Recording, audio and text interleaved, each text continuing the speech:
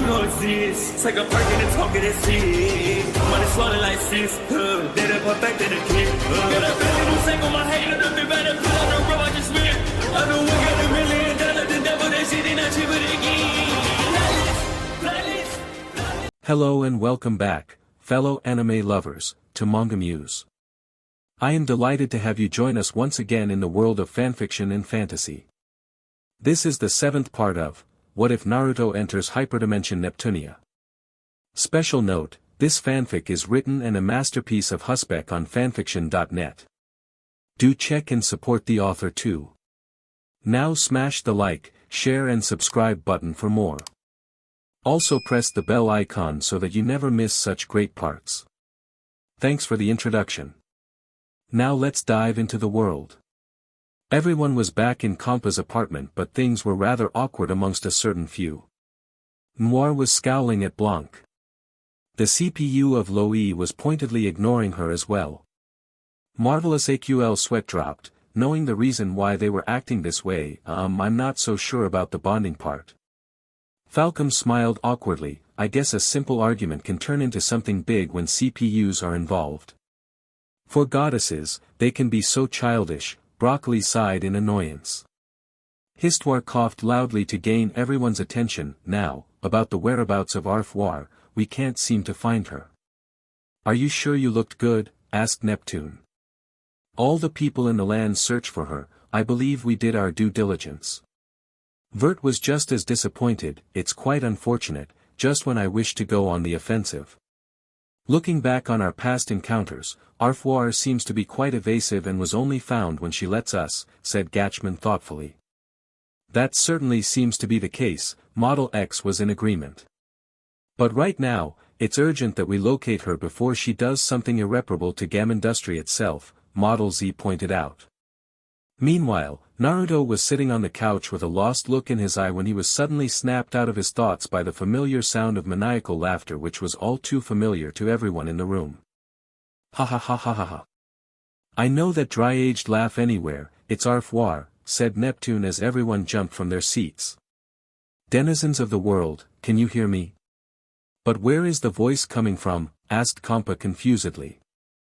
I believe it's being transmitted from Celestia, said Histoire with a small frown on her face. I will use the power of a god to be rid of the world underneath. If quirked an eyebrow, for someone who's being pushed into a corner, she sure is being haughty. It's those kinds of people you must be wary as they're willing to do just about anything to win, said Vert, having met such people during her online gaming sessions. Suddenly, the ground began to shake rather violently, which alarmed everybody as they struggled to maintain their balance to avoid falling down. Whoa, what's going on? Asked Neptune in a panic. I don't know, but all fingers point to Arfoire, said Naruto. Eventually the ground stopped shaking, much to everyone's relief, but it didn't make them any less wary of the situation. Histoire seemed to be focusing on something when she gasped in shock and disbelief. This can't be. How could she? Would you mind telling us what's going on instead of mumbling to yourself? Asked Noir urgently. Arfoire is planning to make the 4 lands collide with each other. Hearing this shocked everyone in the room, knowing what would happen if this came to pass. The casualties would be far too many to even consider counting. Is that even possible? Asked Blanc worriedly.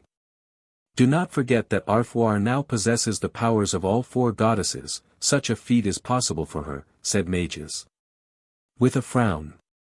Kampa was horrified to hear of this. All of the lands are in danger. We need to do something to stop her, and fast, said Neptune with determination. Naruto spoke up. We now know that Arfoire is in Celestia, so we need to get up there and end this once and for all. Noir nodded in agreement. Naruto's right, I'm not going to let her do this. But how are we going to reach Celestia? Asked Tekken confusedly. There's a gate in the Basilicom that CPUs use to transport Celestia. Let's use the one at the Plankton Basilicom, said Histoire. As everyone exited from Kampa's apartment, Naruto was the last to leave when Kurama spoke to him. Aren't you going to tell them? We pretty much figured what would happen the moment Arfoire is defeated, said Kurama. Naruto frowned a bit. I know that, but I can't tell them. The last thing I want to do is make them lose focus. The entire Gamindustri is in danger now, I can't afford to distract them. But if you leave without them knowing, it will make them very sad, said Harem with concern. I know, I'm racking my brains out to figure what to do. Calm yourself, young one, said Elrath in a fatherly tone. I understand how stressful you must feel right now, but calm down so you can make the right decision. Thanks Elrath-san, I'll see what I can do as time goes. Soon enough, the group arrived at the Plankton's Basilicom and made their way to the room where the gate to Celestia was situated. Whoa, I never would have thought that the Basilicom would have something like this set up, said If in wonder. Now's not the time, Iffy.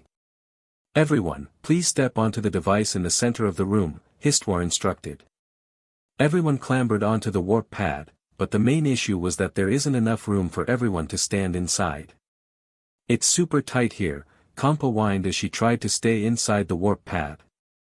Neptune herself was being squeezed in the middle by Kampa and mages.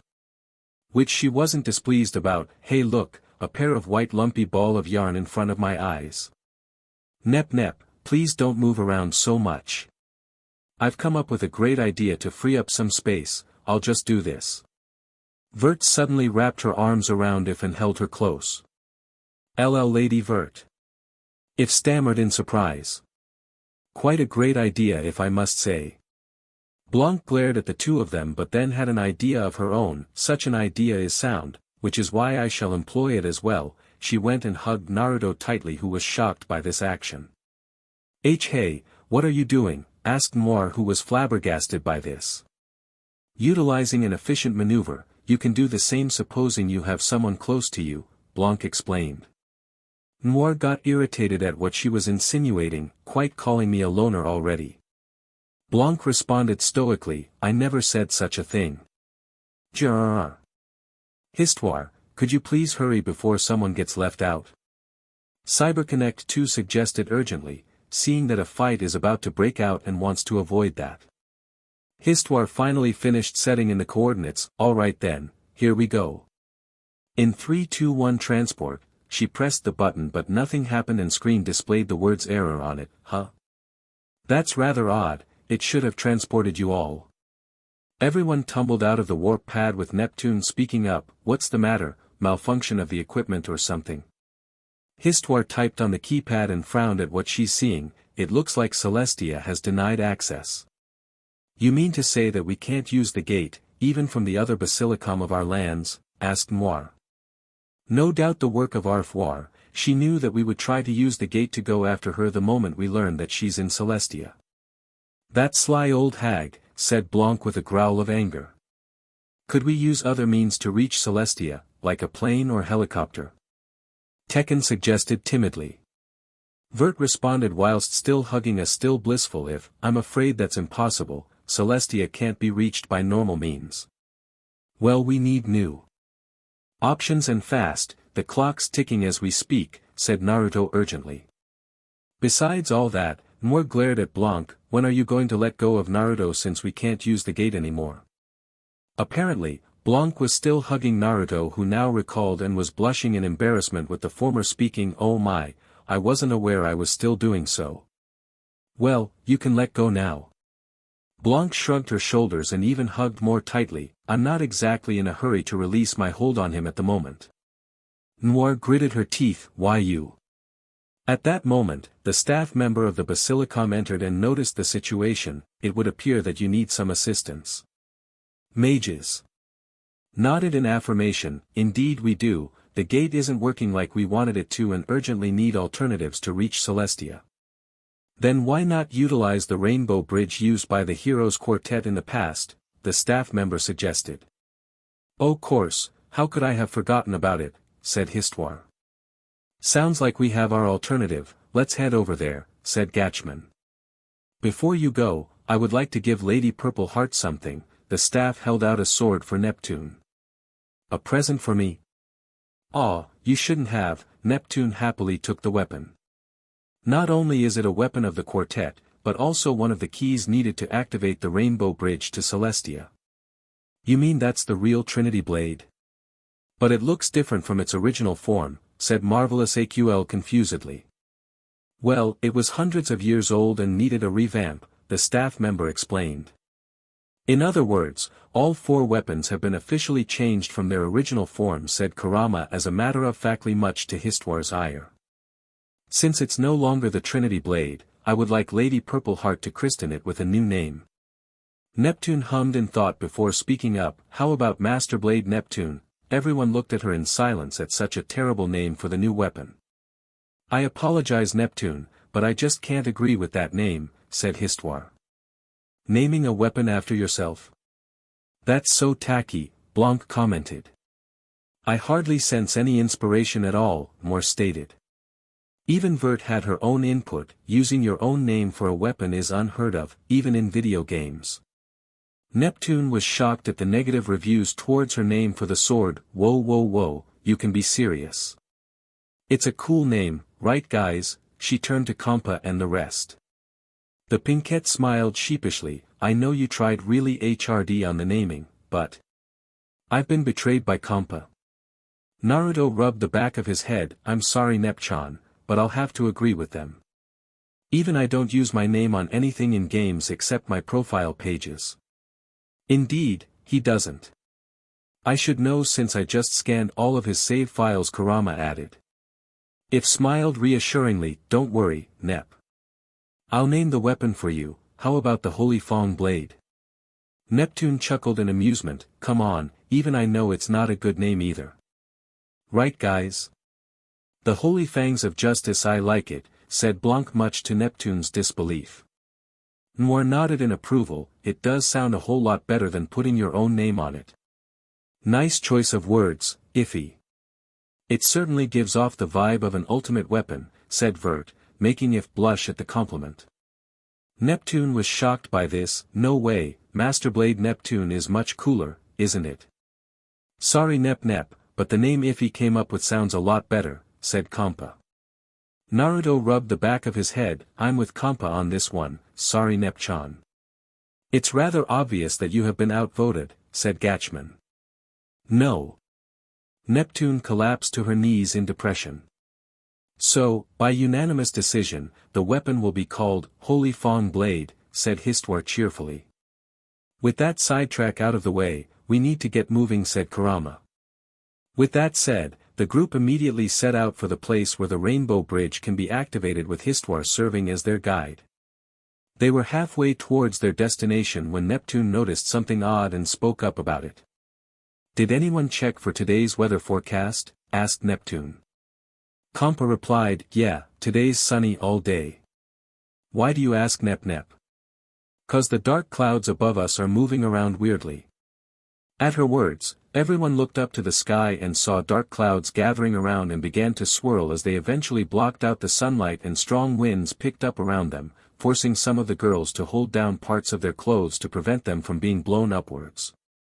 What's going on? Could this be the work of Arfoir? Asked Moir in confusion. I don't know, but it might be so.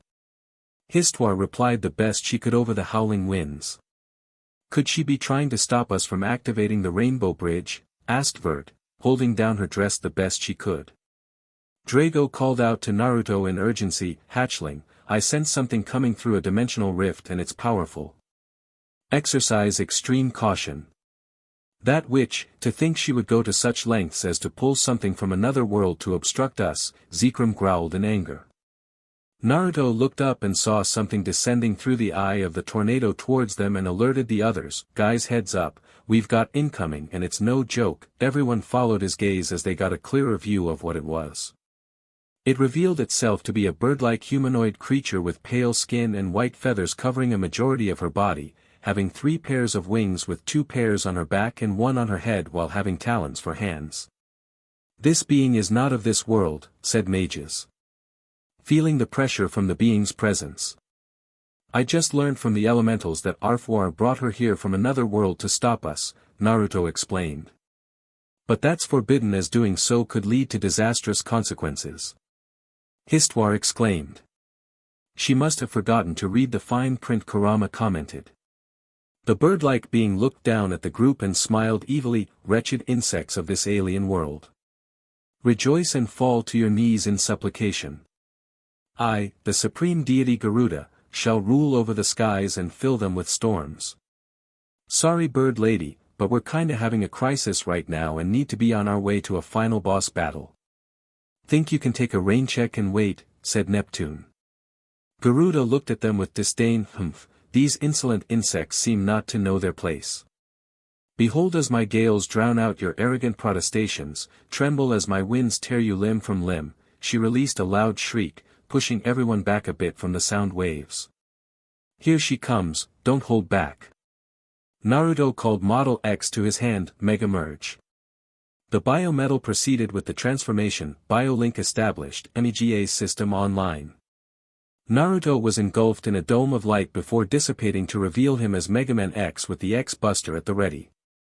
Meanwhile, the CPUs immediately changed to their HDD forms and brandished their weapons in preparation for the upcoming battle. Surrender yourselves to me, I will feast upon your ether. None shall stand against the wind. Garuda declared. Let's see if I can't pluck those wings of yours. Blanc flew at Garuda and swung her plasma axe to attack, but ended up missing as Garuda proved herself to be rather swift as she darted sideways and countered with spin kick to knock her away. Let's see you dodge this, critical edge. Neptune dashed forward and attacked with a downward strike, but again Garuda evaded.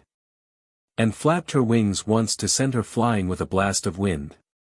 Garuda flapped her wings once more to launch a barrage of razor-sharp plumes towards the group.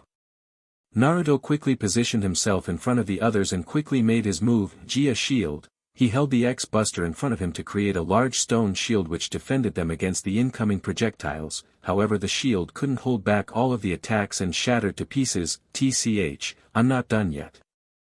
Sniper missile. He fired several homing missiles which flew at Garuda, who scoffed in response.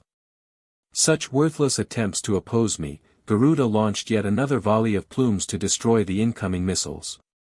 That was when she noticed that some of them were missing before hearing a voice approaching from behind. Prepare yourself, Rainy Ratnapra. Vert swooped in and attacked with a series of rapid thrusts of her spear at Garuda's wings and tried to end the combo with a powerful diagonal slash, but the being recovered in time to deflect it with a swipe of her talons and followed up with another to damage the CPU. My turn, Gefahrlichtern. Blanc waved her hands before her to conjure multiple orbs of compressed ice, then swinging her hammer to launch them, Garuda enclosed her wings around herself and spun rapidly to generate a wind barrier to deflect the incoming ice orbs, then sharply swooped at her with a flying kick. Noir intercepted the attack by blocking it with the flat side, albeit was pushed back quite a bit upon impact. Volcano dive. Noir leapt high into the air with a somersault before descending to slam her sword to the ground, which triggered a fiery explosion to erupt from underneath Garuda, who suffered some damage. Insolent insects. Garuda suddenly ascended and disappeared into the tornado, but not before conjuring energized plumes which appeared around the ground and began to explode, damaging them constantly. Gotta get rid of those things, shotgun ice. Naruto began firing multiple ice shards with his X-Buster to destroy the plumes moving around them before they could explode. Now to draw you out, full charge, gravity well. He took aim and fired a metal ball into the air above as it then opened up and generated a black hole. The gravitational pull of the black hole was powerful enough to forcefully drag Garuda out of the tornado towards it. Neptune, now's our chance for an EXE drive attack, said Vert urgently. Neptune nodded in affirmation. I'm good to go. EXE drive, blade and spear. Vert conjured several green magic circles for the Silhet spears around her, while Neptune conjured about 4 32-bit mega blades in the air. The two launched their attacks simultaneously at Garuda, who was struggling to escape from the gravitational pull of the black hole and received quite an amount of damage. Garuda hovered in the air and scowled at the group. You dare harm your goddess. Even your death shall not be enough to suffice for marring my skin. She let out a loud shriek which caused the tornado to become even more violent. Then she went on to create two smaller copies of herself as they hovered close to her. For some reason, I feel irritated when I look at those copies, said Naruto with a thoughtful frown. Now's not the time for that, hatchling. Summon me to help you deal with this uninvited guest, said Drago urgently. Alright then, Naruto called out loudly, burn all evil to ashes, Drago. A pillar of flames shot up from the ground before bursting apart to reveal Drago letting out a roar before landing on the ground and faced Garuda. Garuda scoffed upon seeing Drago, so an insolent insect summons a mere lizard to oppose me? How laughable. Drago growled in response, let's find out how a roasted chicken from another world tastes like. I'll help Drago while you deal with those mini-mess of her. Naruto leapt high into the air and perched atop Drago's back, let's do this, Drago. Drago growled in affirmation, dragon fire, flames seeped through Drago's lips as he opened his mouth to launch a massive fireball at Garuda. Garuda proved to be as quick as ever as she darted past the incoming fireball and flew towards him with wind swirling around her talons and began swiping at Drago, who took evasive action before sharply flying backwards and launching a volley of razor plumes at the fire dragon. Dragon Shield. Drago folded his wings in front of him and focused his energy to generate a spherical shield of flames around him for defense against the razor plumes. Dragon Rush. He flew with great speed to attack Garuda with a combo of claw swipes, kicks and tail strikes, with some missing but the rest able to land, breaking Garuda's wings and causing her to crash to the ground. Now's our chance, full charge, circle blaze. Naruto took aim from atop Drago's back with his X-Buster and fires a fireball which unleashed a chain of explosions upon impact. Get her while she's still down. Take this, you DMN turkey, get a raving. Blanc leapt into the air with her plasma axe raised above her head and eyes glowing red with rage before descending and attacked by slamming down on Garuda powerfully. Here I come, Tornarade Sword. Noir transformed her sword into a double-edged sword with the edges emitting rainbow-colored energy as she performed a mighty swing on her target before it reverted to normal afterwards. Rainy Ratnapara. Vert had her turn as she attacked with a series of rapid thrusts of her spear before ending the combo with a powerful diagonal slash. Time for my 32-bit Mega Blade. Neptune raised a hand towards the sky as purple pixels materialized and clustered together to form into a large double-edged sword. She swung her hand down to have it launch at Garuda, striking the ground close to it and engulf in a pillar of purple light for additional damage. However, Garuda finally recovered with her wings restored and rose to the skies while looking rather irritated. Your insolence shall not go unpunished. Aerial Blast. She suddenly appeared at the center of the battlefield and conjures massive tornadoes all over. I need to cancel that out, true dragon fire. Drago gathered the empowered flames to his mouth, then unleashed a fiery blast which took on the form of a roaring serpentine dragon which rushed at Garuda. However, the tornadoes surrounding her blocked the flaming attack and actually snuffed it out, much to the dragon's shock. This led to them getting struck by one of the tornadoes and receiving a lot of damage as they crashed onto the ground, with Naruto tumbling off Drago's back and being knocked out of his Mega Merge. Damn it, Drago was forcefully recalled into the crystal to recover. Naruto. Iffy and Kampa rushed over to Naruto to check on him. Are you okay? Let Kampa heal you. Naruto groaned a bit as he got up, with Kampa using her healing skill on him. I'll live, she's tougher than we thought. I can't believe that she could repel Drago's attack like that. Drago is currently recovering. I suggest that you summon one of us to continue assisting you in battle, said Elrath. O chosen king of peace, a female's voice suddenly echoed through his mind. Huh? Naruto looked around in confusion. Follow my voice and repel the fiend of the wicked winds. Did you guys say something? It wasn't us, Naruto, said Styria. It would seem that an unknown entity is attempting to reach out to you. Getting an idea of what they mean, Naruto spoke up. I may not know whose voice I'm to follow, but if you're helping me out then I'm with you. Garuda cackled gleefully upon seeing how everyone struggled to oppose her. My powers are limitless. Naruto, we're sensing something emerge through another dimensional rift. Nick spoke up.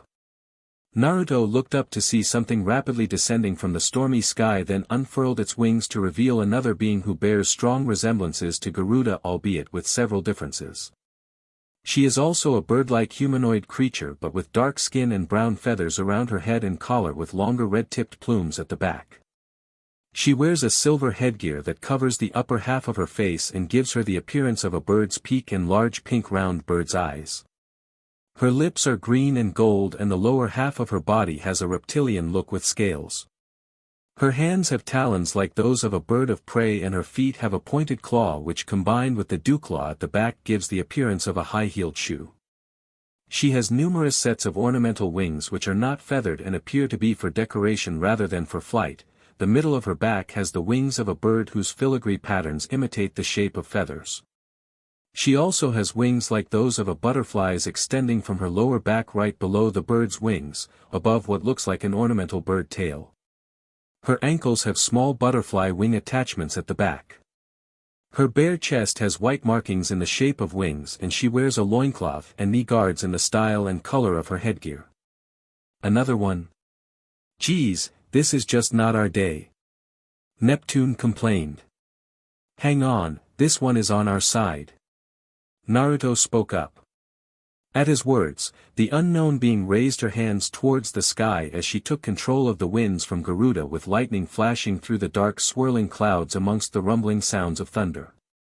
What, who is this being? Asked Garuda in confusion. The unknown being smirked at Garuda before releasing a loud cry right before enveloping the entire battlefield in a powerful tornado with the latter as her main target. The winds finally died down for everyone to see Garuda beginning to crumble away in flakes of green crystalline energy and feathers. No mortal should possess such power, said Garuda in denial as she continued to fade away. This is impossible. Then she disappeared completely. Well, that one's finally dealt, which only leaves her. Bert turned to the unknown being along with the others, but it appears that she's focused on Naruto, who stared back at her before hearing her voice in his mind again. I am a messenger of the will of the gods. I was defeated by the gods and awakened by a traveler from another world. This certainly confirms of her being a powerful entity from another world, said Elrath. Over my long slumber, my name has been forgotten. I shall therefore take on the name of the goddess of storms. Henceforth, I am Garuda. Together with the gods, I shall bring the winds of dawn to your era of twilight. Naruto nodded in understanding. Well, you helped us out when we had our backs against the wall, which makes you an ally. I hope we can get along. The now named Garuda smiled at Naruto as she transformed into an orb of green swirling wind and went inside the crystal, which changed to green in the shape of Garuda's wing before reverting to normal. Neptune reverted to normal. Looks like we've got another summon and this close to the end too. Maybe so. This could also be viewed as a boon to aid us in the battle ahead of us, mages pointed out to the others. It would seem that Arfwar's actions to obstruct our progress rather gave us benefits. Talk about fortunate for us, said Vert. We can talk about that later, we've got no time to lose here, said Noir urgently. Histoire nodded in affirmation. Noir is right, we must make haste for the ruins. Follow me. Neptune saluted. Okie dokie. Resuming their hastened journey for the ruins, the group soon arrived at their destination, where Histoire instructed Neptune and the other CPUs to insert their weapons into certain slots in order to open the pathway to Celestia. However, there were several mishaps due to the fact that the weapons had been changed from their original forms and didn't fit the slots properly, so they had to be forceful about it. Noir placed hers with the hilt fitted in with the blade sticking out rather dangerously that it could impale anyone if they're not careful. Vert was next, bending her spear in order to fit in the slot, albeit the weapon creaking loudly like it was about to break. Blanc followed with her own, able to slot in her weapon along with breaking some parts of the wall. As for Neptune, oh boy, she actually craved up the edges of the wall so that her sword could fit. Histoire just couldn't find the words to say about all this while the others watched on with pity. You know, I can see you doing something like this, said Kurama, looking at Naruto pointedly. Naruto huffed as he looked away with his arms crossed. I won't deny, but I won't agree with it either. Sigh, I guess what's done is done, said Histoire sadly. Now to open the path to Celestia. We're about to go where no Digimon has ever gone before, Gatchman proclaimed with excitement. Harrisman was rather nervous but also shared a bit of the former's excitement. Histoire closed her eyes in prayer. Ancients opened the seal of the path to Celestia. With her words, there was a bright flash, then everyone saw what appears to be a shooting star rapidly rising towards the skies while leaving behind a rainbow in its wake. Wow, it looks so pretty, said Kampa in awe. You know, if it weren't for the fact that we're dealing with a world-ending crisis, we could have gotten some go-karts to race on it, Neptune commented offhandedly. Naruto spoke up, okay everyone, time to depart for Celestia. Right, everyone responded in affirmation. So, this is Celestia, said Naruto as he looked at the scenery. The place comprises of floating islands high in the sky which are connected by rainbow bridges, and the architecture was of neo-Gothic design. So, this is where you guys fought, said If thoughtfully. Looks like a nice place to have a picnic, said Kampa cheerfully. I would say home sweet home, but that won't be the case with my amnesia, said Neptune, rubbing the back of her head. Please beware, I'm detecting multiple monsters throughout the area, Gatchman called out in alert. She must be really desperate to stop us, said Noir. Blanc brandished her hammer, then let's disappoint her. The group made their way through the floating islands, all the while taking down monsters along the way. During that time, Naruto was still thinking of what to do when they finally confront Arfoire and defeat her. He had checked the completion progress and saw that it was at 98%, which was after the battle against the first Garuda, which made him feel nervous but had to steel himself to do what's necessary. So far so good, but no sign of Arfoire, said Noir. Everyone be careful, who knows what trap Arfoire has in store for us, Histoire spoke with caution. Ha ha ha ha ha ha. If rolled her eyes, great, right off the bat, and the last boss is already here. Arfoire appeared before everyone with a haughty look in her eyes. I am amazed that you got here, praises to you all. We would have been here quicker if you weren't trying to obstruct us, Naruto retorted. Noir added, and if you're praising us, then stop with the nonsense of making the lands collide. Arfoire scoffed in response, like I would.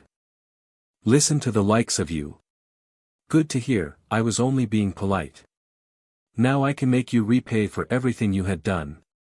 Ha! Like you can do anything. You couldn't even face Avenir on your own. What? Was that supposed to make me angry? I know that I can be tactless and clumsy sometimes. But now, I'll still do my best for Lastation and those that believe in me. Noir transformed into her HDD form. I am the console patron unit of Lastation after all. Vert stepped forward. Now, may I give my thanks? Arfoire looked at her with scorn, like I would receive thanks from a coward who went into hiding after losing her powers. There's no denying that I was a coward back then, but it was because of that I met Neru, Iffy and Ranran. The present two of the aforementioned three smiled at her as she continued. They approached me as Vert, not Greenheart, and treated me as my own person. They helped me build up the courage to come out of hiding to do what's needed of me. Vert transformed into her HDD form and brandished her spear. I have you to thank for my fate and shall repay with your defeat right here and now. Blanc was next to speak. I seriously doubt that a loner like her would understand the value of friends. You think you can call me a loner? Need I remind you that you were ousted and scorned by Lo-E, said Arfoire with disdain. I won't deny that fact, but Financier kept her faith in me the whole time. Blanc transformed in her HDD form as well. If it's only one person, I'll fight with everything I have for that one person. Well said Blanc, said Neptune happily. At this point, Arfoire was already irritated at how everyone isn't afraid of her. I'm not sure of who I was before, but now I've got Naruto, Kampa, Iffy, Gatchman, Harassman, Noir, Vert, Blanc, Mages, Marvy, CC2, Falcom, Tekken, Puchiko. Like I keep saying, it's broccoli, not Puchiko, NYU, broccoli interjected in annoyance. Neptune continued nonetheless, and Histy too. I'm here because I want to be with them. I wouldn't be able to try my best if it wasn't for them, you know. Such lack of reason. The quartet would be disgusted to hear what you said Arfoire in anger. Neptune shrugged her shoulders. You think so? I think so too. But I don't care because I think it's important to believe in yourself. Then she transformed into her HDD, which is why we're going to defeat you and bring a happy ending to Gamindustri. Couldn't have said it better myself, Nep-chan, Naruto spoke up with a smile. You, Arfoire turned towards the blonde ninja aspirant. Ever since you showed up, nothing had ever gone to plan. You're a mere human who became a Megaman and summoner by sheer luck, yet you're able to get in my way at every turn. Just who are you? Naruto grinned as he stepped forward with his eyes closed. You know, I often found myself asking that same question many times before coming here, but now I know who I am. His eyes snapped open to reveal the blazing flames of self-assurance. I am Naruto Uzumaki Namikaze, proud son of the Yellow Flash and Red Hot Habanero, friend of the nine-tailed fox Kurama, a Megaman, summoner of the elementals, buddy of Digimon, and most of all I'm just a gamer. Arfwar gritted her teeth. You. And now this gamer is all set for this final boss battle. Let's do this. Model Z. Naruto held out a hand for Model Z to float into it. Mega Merge. Naruto called out to initiate the transformation. Biolink established. MGA's system online. Naruto was engulfed in a dome of light before fading away to reveal him in armor similar to the one he dons when Mega merged with Model X, except that the blue is replaced with red plus in place of a helmet. Naruto wears an angular black visor over his eyes and his hair had grown out into a long blonde spiky ponytail. Naruto reached to the belt on his waist to hold out a bladeless sword handle which suddenly projected a deltoid-shaped blade made out of green slightly transparent energy. Naruto took a step forward with the blade held in both hands as he took a combat stance. Mega Man Model 0, ready for battle. Muttering the same tune is getting rather annoying. It doesn't matter what you do, Gamindustri will be destroyed. Arfwar declared. Naruto glared behind his visor. We beg to differ. Taking point, slashing light ring. Naruto swung his Z-saber to launch a buzzsaw-like will made of light energy across the ground at high speed towards Arfwar, who generated an energy shield to block the attack and retaliated by launching a barrage of energy orbs back at him. Ether rule. The blade of the Z-saber took on a purple tint as he slashed at the incoming projectiles, completely erasing them. Neptune flew past Naruto with her sword at the ready. Cross combo. She rushed at Arfwar and slashed up to 5 hits with the 6th launching her into the air, then leaping after her pursuit with the final slash to send her crashing to the ground. Arfwar rose back to her feet and scowled. Why you little die? She conjured multiple swords made of purple energy which hovered above her head before launching them towards her targets. Everyone scattered while taking evasive actions to avoid getting hit by the energy swords.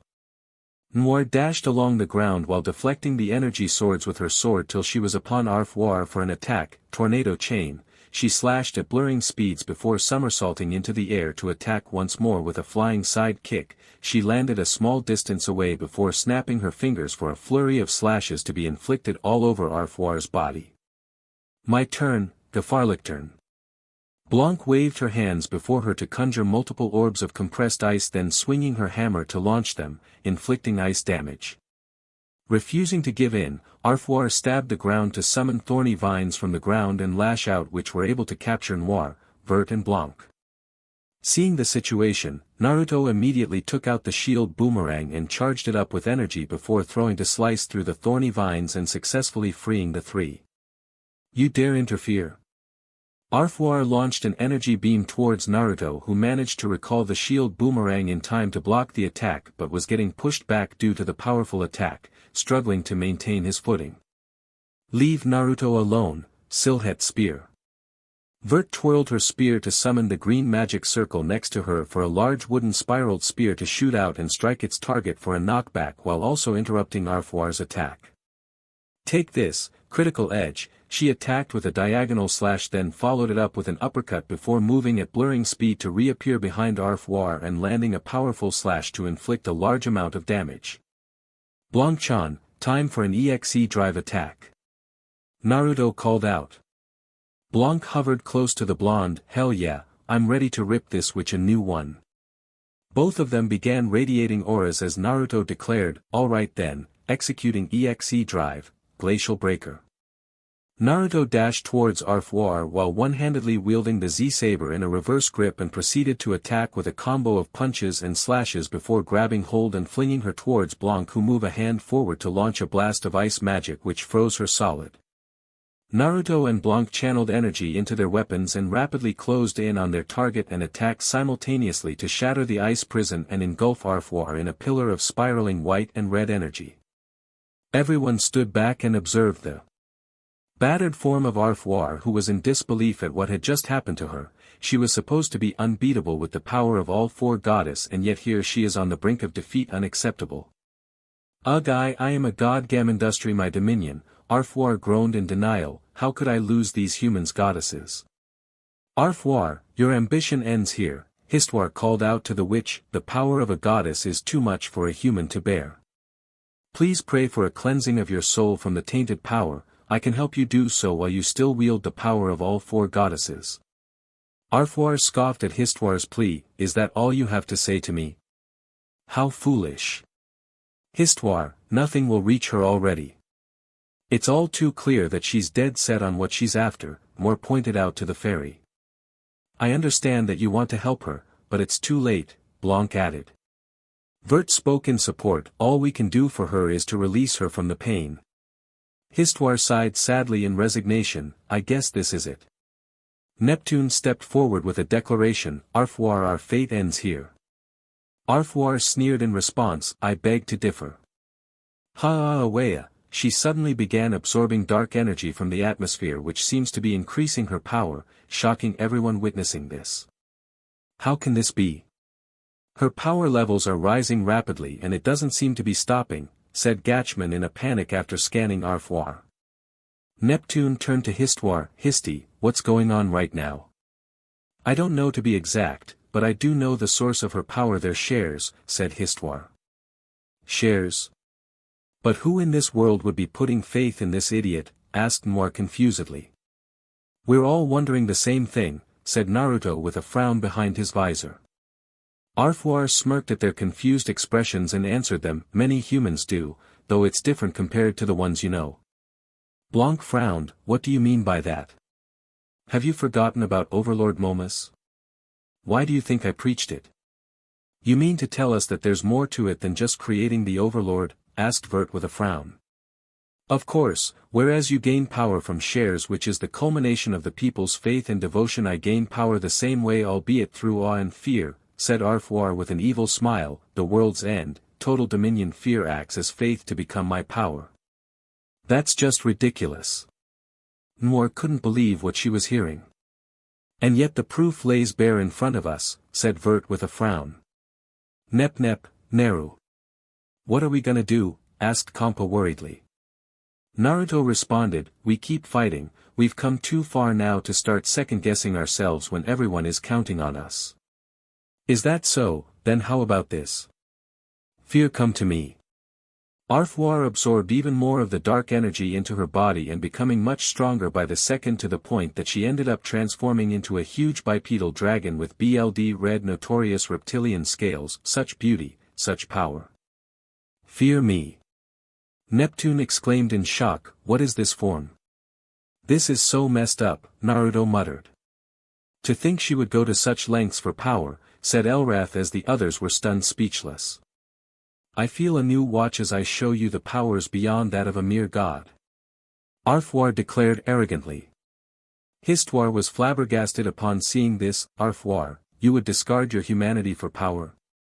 You don't have to understand, just know that this is my true power. Naruto glared. Are your desires for power so strong that you'd willingly ignore the consequences? I had a small taste of Kurama's power, and yet it was enough to teach me about the risks of using it without proper training. Gohu. Arfoire roared in confusion, sensing something wrong happening to her. Hold on, isn't her power getting stronger still? Asked Blanc confusedly. Gatchman scanned Arfoire for a moment before responding. It would appear that she has lost control and can't stop absorbing that dark energy into herself. It would seem that the only way to save her would be to defeat her, said Histoire with a sad tone. Neptune spoke up. Arfoire may empower herself with fear of the people. But the greater the fear, the stronger the prayer and faith to us grows. At her words, the goddesses found themselves surrounded by pixels of energy in their respective colors and felt their powers grow stronger. You gotta be kidding, I've never felt this much power from my shares before. Blanc exclaimed.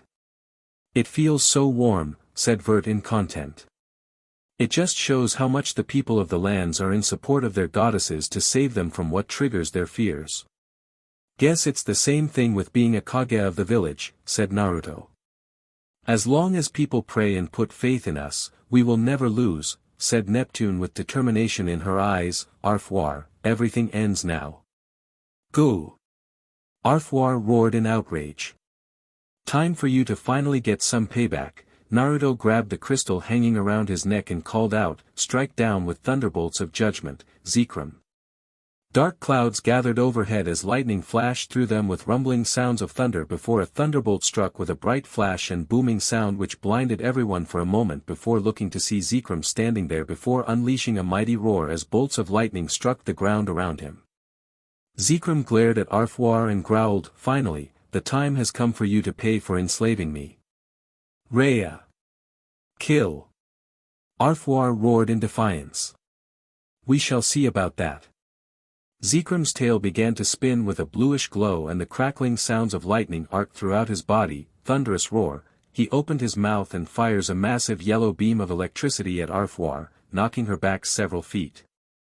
Angered by being attacked, Arfwar retaliated by unleashing a stream of purple flames from her mouth at everyone around her. Naruto and the others quickly moved themselves out of the way of the attack, then the former darted forward to disrupt the fire breath.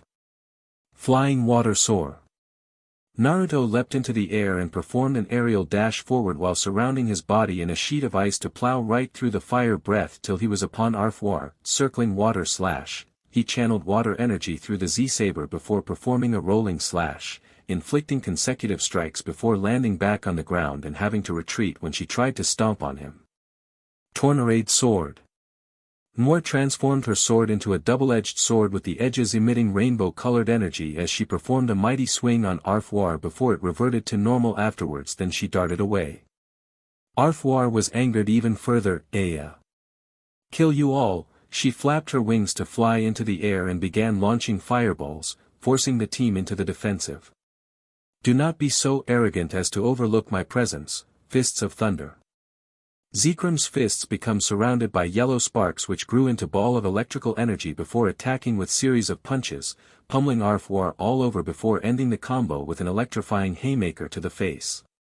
Blanc came swooping in from above with her plasma axe reared back and eyes glowing red with rage. Where do you think you're going? Get a raving, she slammed down on Arfwar's head powerfully, sending her crashing down to the ground and forming a deep crater upon impact. You're open for my 32-bit Mega Blade. Neptune raised a hand towards the sky as purple pixels materialized and clustered together to form into a large double-edged sword. She swung her hand down to have it launch at Arfwar, striking the ground close to her and engulf in a pillar of purple light for additional damage. I believe it's my turn, Kinestra slash. Vert crouched slightly before disappearing in a flash to reappear right behind the witch where there was a moment of stillness, then numerous slashes began appearing all over her draconic body. Reiwaha. Be silent, fusion bolt. Zekrom's tail glows light blue with electricity, then his body became surrounded in a sphere of violet electricity, which he then slammed into Arfwar to deal incredible damage upon her. Everyone, give it all you got and then some. Naruto called out urgently. I got this, I'll show you the power of the goddess of lastation with my EXE drive, infinite slash. Noir rose into the air, swooping from different directions all the while slashing at Arfwar with her sword while her speed kept increasing with each strike, then she transformed her sword into the Tornarade sword and slashed several times before flying above Arfwar and throwing the sword at her, which triggered an explosion of rainbow energy.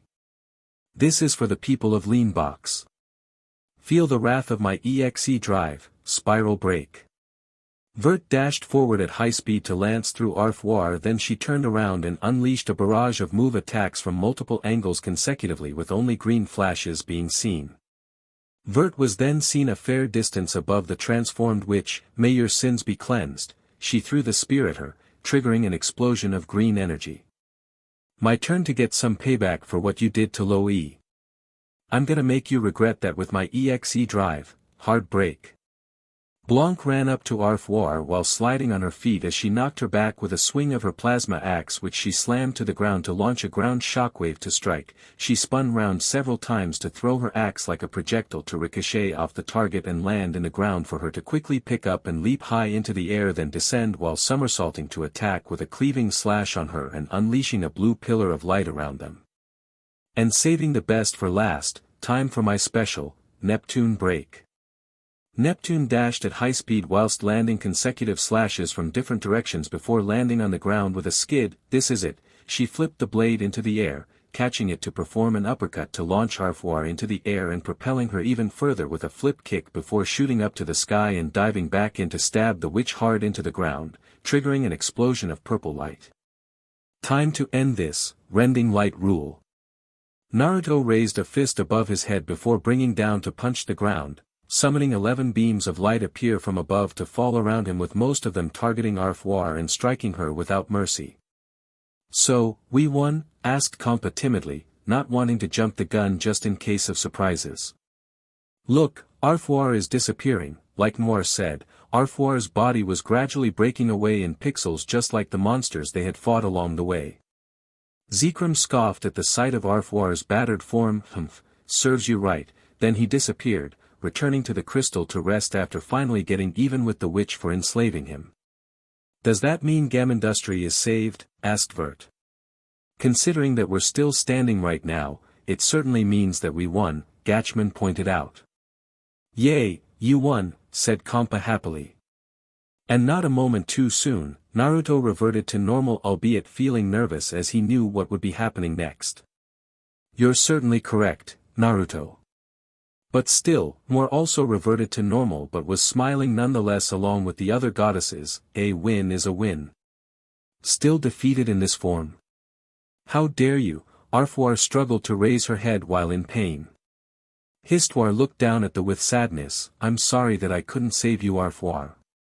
However, the witch glared at them with hatred. "I will not go alone. You all will perish with me. I will take all of this world with me."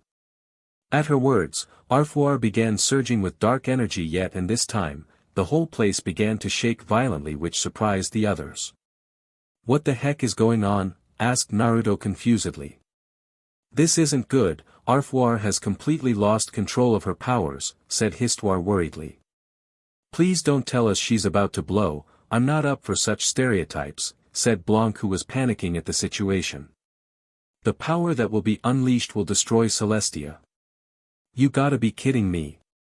Why am I not surprised that this witch would refuse to accept defeat so simply? She just had to have the last laugh no matter what," said Zekrom with a frown. "Goes to show how much of a petty person one can be," Drago added. Noir called out to everyone with urgency, "Stop idling around, we need to get out of here quickly." She tried to move but found herself too exhausted to do so when CyberConnect 2 and Marvelous AQL came to help her. "We'll help you out of here," said CyberConnect 2 with the Kunoichi nodding in agreement. Noir smiled with gratitude. "Thank you both." Falcom and Mages went to assist Vert next. "I'll help you, Lady Vert," said Falcom. "Allow me to assist you," said Mages. "Thank you for the help," said Vert gratefully. "Then I'll help, Lady Blanc," said Tekken. "Broccoli will help too, NYU," Broccoli added as they went to help Blanc to her feet so they could escape. Noir looked back to see Neptune and oddly enough Naruto just standing there and looking at Arfoire before calling out to them, "What are you two doing just standing there? Hurry! Come on you two, we're the last to go," said If.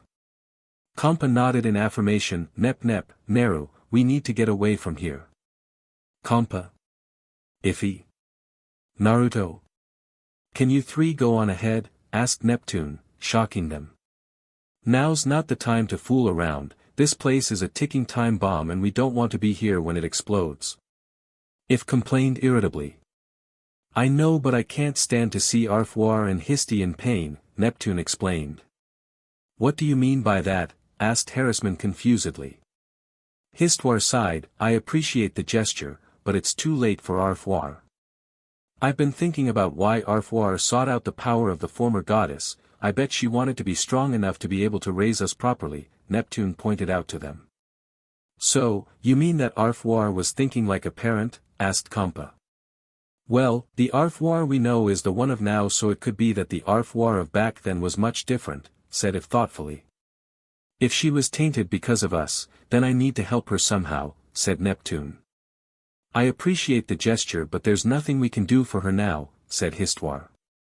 That's because you haven't found it yet. It all comes down to how much you wish to help her, Naruto pointed out. I can see that Neptune is set on this, which is why I'm staying behind to help her. Neptune refuted, no Naruto, you need to go with them. No can do, Nep-chan. I'm helping you whether you like it or not. I need to help you see this through once and for all. Alright then, we'll do this together. If looked at the both of them and sighed, I can see that the two of you are dead set on this. I have no other choice but to put my faith in you that you return to us safe and sound. Kampa nodded in affirmation, me too, I'll make lots of pudding when you come back. I'll be looking forward to it, said Neptune with a smile. Yeah, Naruto also smiled, but it wasn't all the way. It's too dangerous to do so.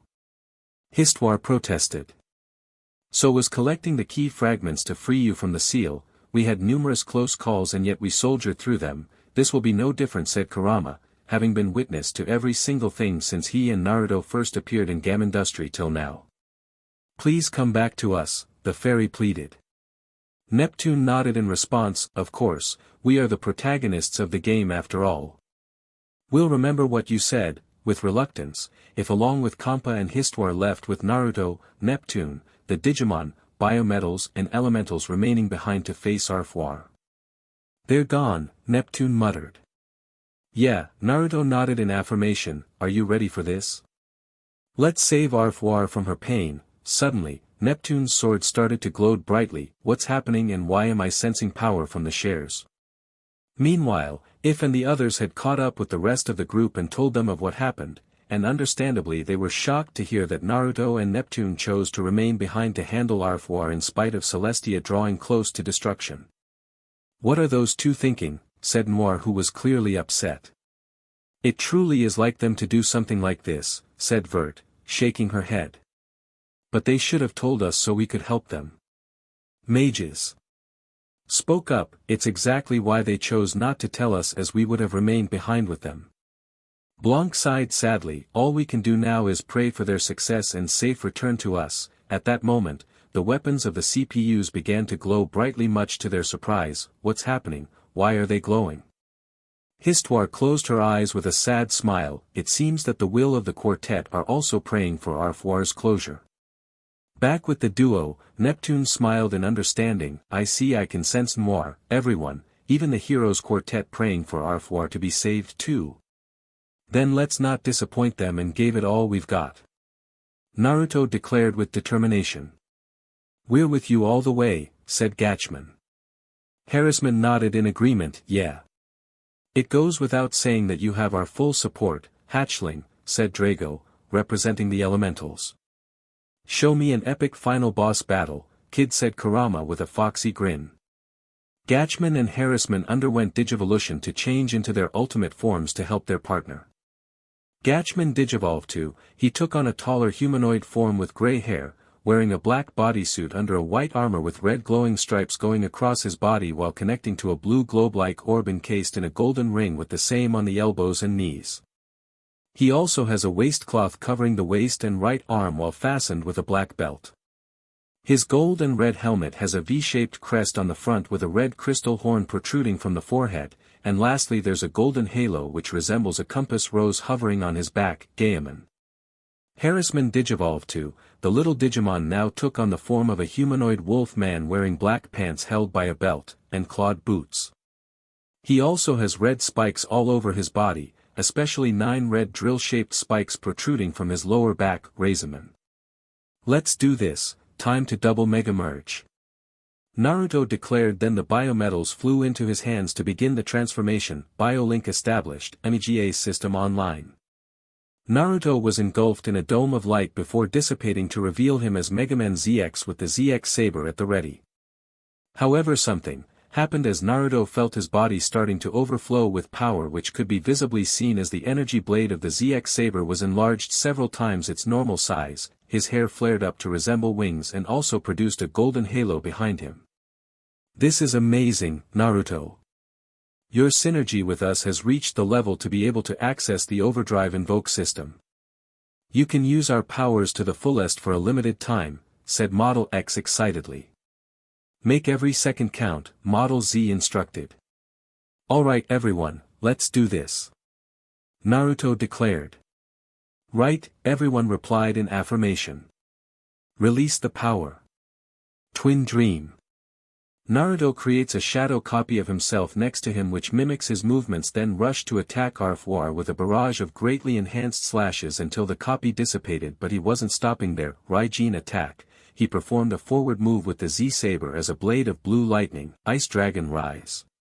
He transformed the energy blade of the ZX Saber into a blade of ice as he attacks with a rising uppercut while spinning horizontally to propel himself into the air. He shifted the ZX Saber to Buster mode and began firing powerful energy blasts at Arfwar's face in midair with the recoil from the shots pushing him away from the lightning web. He fires a yellow orb of electricity which expanded into a large spider's web upon impact, restraining Arfwar and constantly shocking her. Rasengan dashed towards Arfwar with fists clenched tightly for an attack. Here I come, Gyro Smash. He dished out powerful punches while spinning the blades on his arms to enhance the attack power before knocking her away with a haymaker punch. Have some more, Quellrise Blast. Rasengan move a hand forward while spinning the blades at extremely high speeds to create a powerful horizontal cyclone which blasted Arfwar away. Gaiaman, you're up. The aforementioned Digimon was currently hovering in the air. Leave it to me. Gaiaman move a palm towards Arfwar as a blue portal appeared next to him, then a giant blue spear emerged from it. Ultimate Adamus. He grabbed the spear then threw it at Arfwar, unleashing a giant explosion upon impact that it nearly blew the others away just by its shockwaves. Neptune swooped in and slashed multiple times with her katana before executing her newest move, Victory Slash. She did a confident pose before dashing at the enemy at high speed and slashing her twice, which left a purple V-shaped marking on the witch for a few moments, then exploding. Coming back in, Spiral Shot. Naruto charged up the ZX Buster to the max before firing a large green spiraling energy blast to hit his target before immediately performing another technique while shifting to the ZX Saber, Ultimate Saber. He began moving at speeds like he was teleporting as he constantly slashes at Arfwar from different angles all around her before somersaulting backwards and swinging the ZX Saber to launch a green slash wave to end the combo. Naruto, you only have a few seconds left. You need to end this, said Model Z urgently. Hurry, said Model X. Neptune, let's end this together. Naruto called out. Neptune nodded in affirmation. Roger that, let's finish this. Alright then, time for the EXE drive, bladed duet. Naruto and Neptune were enshrouded in red and purple auras respectively, which then flowed into their blades. They rushed up to Arfwar and positioned themselves on either side of the Mad Witch and proceeded to repeatedly slash at her before performing a high and low spinning kick to swap places and resume slashing.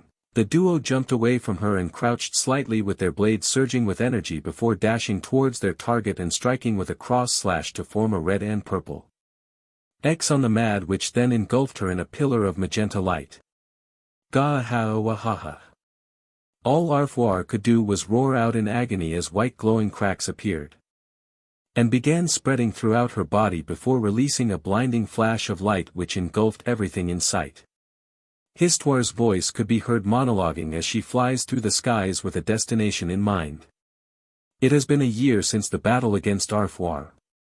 The explosion was contained at the price of Celestia's demise. It's not like I can confirm that Celestia is gone, but the fact that I can't go there is more than enough proof of what happened to it. As for Naruto, Neptune and Arfwar, I could not find either of them. The other goddesses went back to Kampa's room to wait for Naruto and Neptune's return. But one by one, the goddesses returned to their respective lands. Despite the damage to the lands, slowly but surely, things headed in the direction of recovery. Histwar looked down sadly. I wish I could have recorded history with Neptune, Naruto, and Arfwar. Anyways, I'm going to see how the others are doing. La Station's Basilicom. Lady Noir, this is the report on the contamination. Surprisingly enough, it was Ganache giving reports to Noir, who's interacting with him rather civilly. Noir nodded in understanding and took the report to read it. Let's see, it looks like things are faring well. Yes, as the graph shows that the emissions have gone down quite a bit. Noir beamed happily. Very good, now that's my last station. Histoire approached them and was a bit surprised to see Ganache. Hello Noir, I came by to see how you're doing. Hello Histoire, did you come alone? Asked Noir. Yes, though I am a bit confused as to why Ganache is here in the Basilicom. Well, after his image of Blanc was obliterated, he came here. Ganache huffed. I have no reason to follow Lady Blanc anymore, I follow Lady Noir now. Are you sure about this, Noir? He caused quite a bit of trouble in the past, asked Histoire with concern. Noir shrugged her shoulders in response. I haven't forgotten. Not trying to take a page from Blanc's book, I wanted to beat him senseless. But then I saw how earnest he wanted to repent, so I figured to give him a second chance. Sure enough, he started to prove himself as things started getting better around here. Ganache bowed in gratitude. I am grateful for your words. So in short, you're as soft as butter too, said Histoire teasingly. Noir blinked in confusion, feeling a bit shy. Do you think so? Histoire nodded in assurance. I am the all-seeing tome, I'm being quite truthful when I say that you're a kind goddess. It looks like I need to get going now. Already? Do be careful since you're pretty small, you know. Leanbox Basilicom. Lady Vert, come out of there. Just how long have you been in there? Ivoire was knocking on the door leading to Vert's room. Apparently, she has been inside for weeks now. I'm still tired from the battle, I need another day of rest, Vert retorted. Ivoire sighed in exasperation. You said that yesterday too, and the day before that. Vert? Maybe you should come out and work. Histoire spoke up with uncertainty. Ivoire is more than sufficient to handle the work. Histoire's sweat dropped at the goddess's nonchalance. Well, that's not exactly the point. Suddenly, Vert's game console gave an audio notification. Emergency alert, emergency alert. Enemies approaching Leanbox. Vert snapped to focus. An emergency quest, get ready to counterattack Ranran. Ranran wants to go to sleep, Ranran whined tiredly.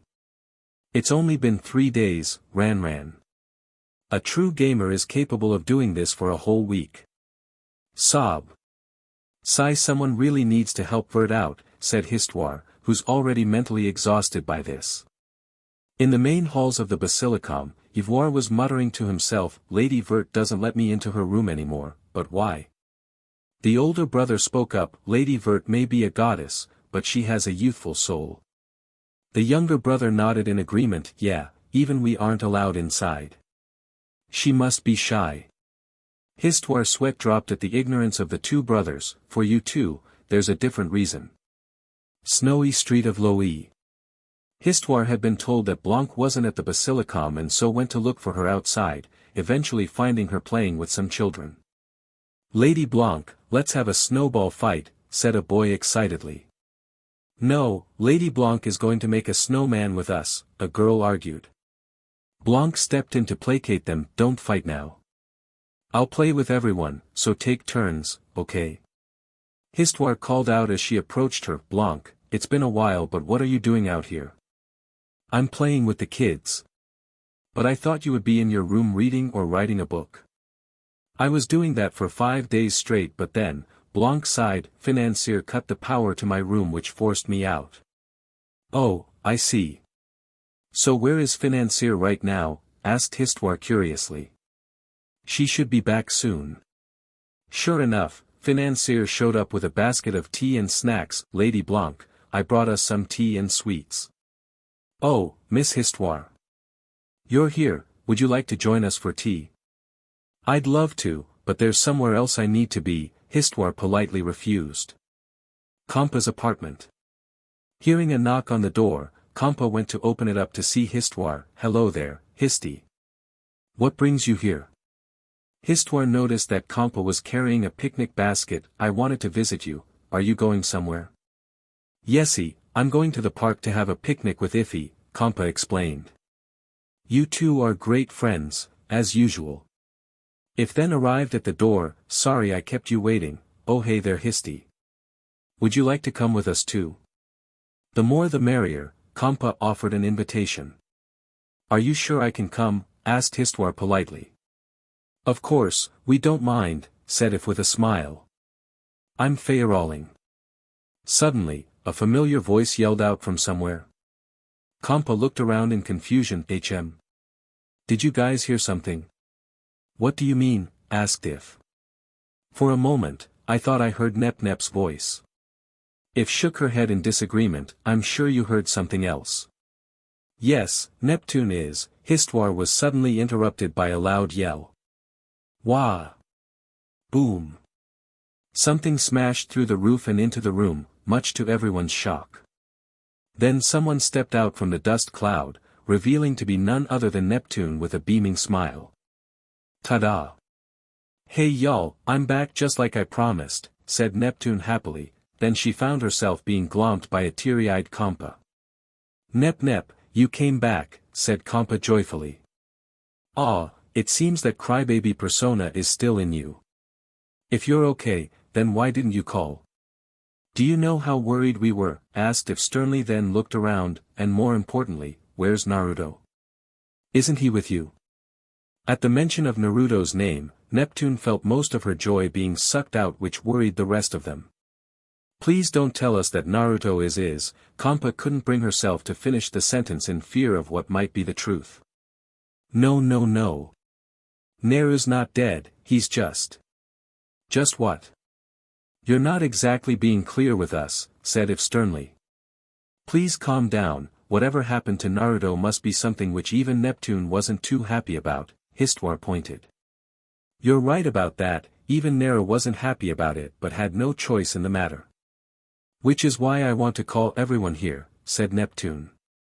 Sigh, I'll get right on it. If took out one of her phones and began typing a message to send to the others to come over to Kampa's place, which has a hole in the roof at the moment, much to the Pinkette's exasperation. Later on, everyone had gathered in the apartment. They were glad to see Neptune alive and well but were also concerned about Naruto. She had told them that he's alive but that didn't explain why he's not here with them. Care to explain why one of my cuties isn't here? Asked Vert with a serious tone. And it better be good or else we'll stuff you full of eggplants, Noir added. What she said, said Blanc. Neptune shivered at the threat. Okay, you see it all started when we had defeated Arfoire. She released all of the power from her body which blinded us because of the flash, and the next thing I knew. Flashback start. Neptune had her eyes squeezed shut and braced for any kind of pain, but then she noticed that she wasn't hurt and out of her HDD form. She then looked around to see that she was in realm comprising of a semi-cloudy sky and an aqueous soil which seemed to extend to infinity with no end in sight. Okay, I'm kinda hoping that this isn't the afterlife. Don't want Kampa haunting me with eggplant pudding, yuck. Wait, where's Naruto? She started to look around with worry since he was also engulfed in the light along with the Digimon. Neptune started running around in random directions in search of the blonde ninja aspirant, all the while calling out his and the Digimon's name. She soon caught of someone in the distance and immediately recognized it to be Naruto thanks to his spiky blonde hair, then ran over to him. There you are. I was starting to think that I would never find you and dash. Neptune trailed off upon seeing that Naruto's body was glowing faintly, which was odd since she herself looked okay. Naruto, what's happening to you? Naruto stood there silently for a few moments before finally deciding to speak. I'll be going away soon. Going away? I hope it's not a game over or anything, right? Asked Neptune, a bit worried that he might die. Thankfully it's nothing like that. What I mean is that I'll be returning to Konoha now. Wait, for real? Remember that I was brought into Gamindustri by something, or rather someone, for a reason. I didn't know what it was until yesterday when Kurama brought my attention to my statistics and I saw that my game completion progress was at 97%, which meant I was supposed to help you guys save Gamindustri from Arfoire and that I would be sent back home once we defeated her, Naruto explained. Neptune felt her heart ache upon hearing this. You mean you're leaving us? Naruto turned around to face Neptune with sadness in his eyes. She could see that he was conflicted about all this, not by choice. But why didn't you tell us? Come on Nep-chan, the world was in danger and we have too much to lose. I can't risk distracting you all when there's so much at stake, Naruto pointed out. That doesn't make it okay for you not to tell us. I know and I'm truly sorry about that.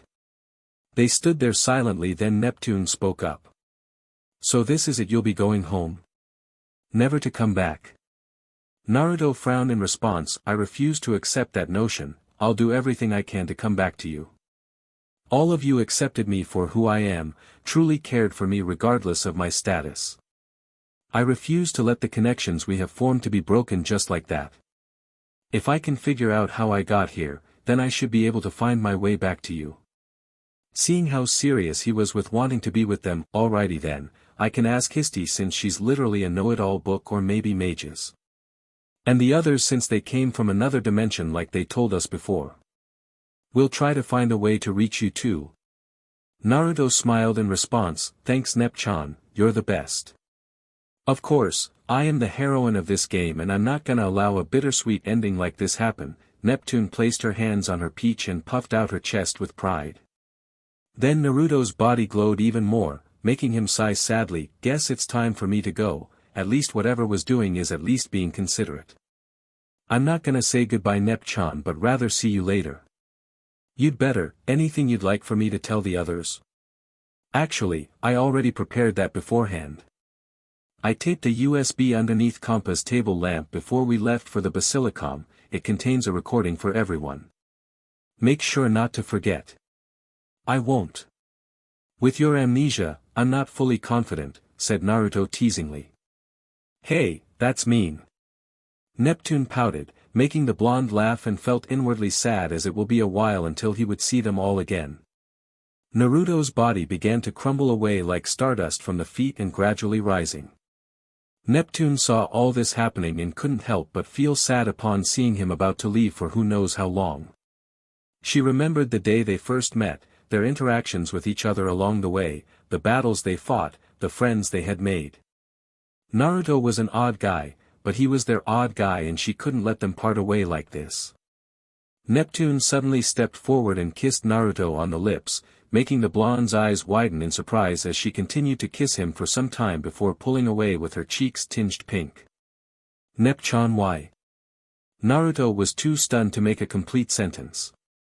Like I said before, I refuse to allow a bittersweet ending to all this, plus I'm making sure to get rid of the dense hero trope before it develops, as it's funny at first but eventually gets super annoying, Neptune explained, shyly hiding behind a partial truth. Oh, I see. Naruto lightly brushed his fingers on his lips, recalling how soft Neptune's lips are when they were pressed against his. Catch you later, Naru, said Neptune happily. Yeah, Naruto smiled genuinely, his sky-blue eyes looking straight in hers. See you around. Then he disappeared completely, leaving Neptune alone in the realm. Now then, Neptune began looking around. How to get out of here, kinda wish for an automap right now. Flashback end. After that, I found my way back here after some serious searching since the gate leading to Celestia was broken and all, said Neptune.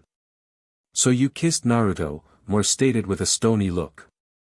Well yeah, I figured that it'd be suitable for such a moment like they do in video games and movies. And you had to kiss my cutie, right? Vert was smiling, but for some reason, Neptune felt a chill crawl up her spine. Was it really necessary for you to do what you did? Asked Blanc, who was frowning. Neptune looked around in confusion. Why is everyone so aggressive about the kiss? If sighed, Nep, you can be so random at times, but this really takes the cake. You too, Iffy. I found it. Compa spoke as she returned to the group with a USB stick in hand. Naruto said that there's a recording stored in it. I'll insert it into the TV right now. Please do, said Vert, wanting to know what Naruto had to say before returning to his world. Compa plugged the USB stick into the designated slot of the TV, then used the TV remote to access the recording and play. The video started up and displayed Naruto facing the camera while sitting on his bed with the Digimon seated on his lap. He looked at the camera and began to speak. If you guys are watching this, then it means that we were able to defeat Arfwar and save Gamindustri, which will be a great relief to everyone, and that we all made it back. But it would also mean that I'm not with you guys and have returned to my world. Naruto rubbed the back of his head while Gatchman and Harassman looked at him sadly. To begin with, I was brought here by someone or something.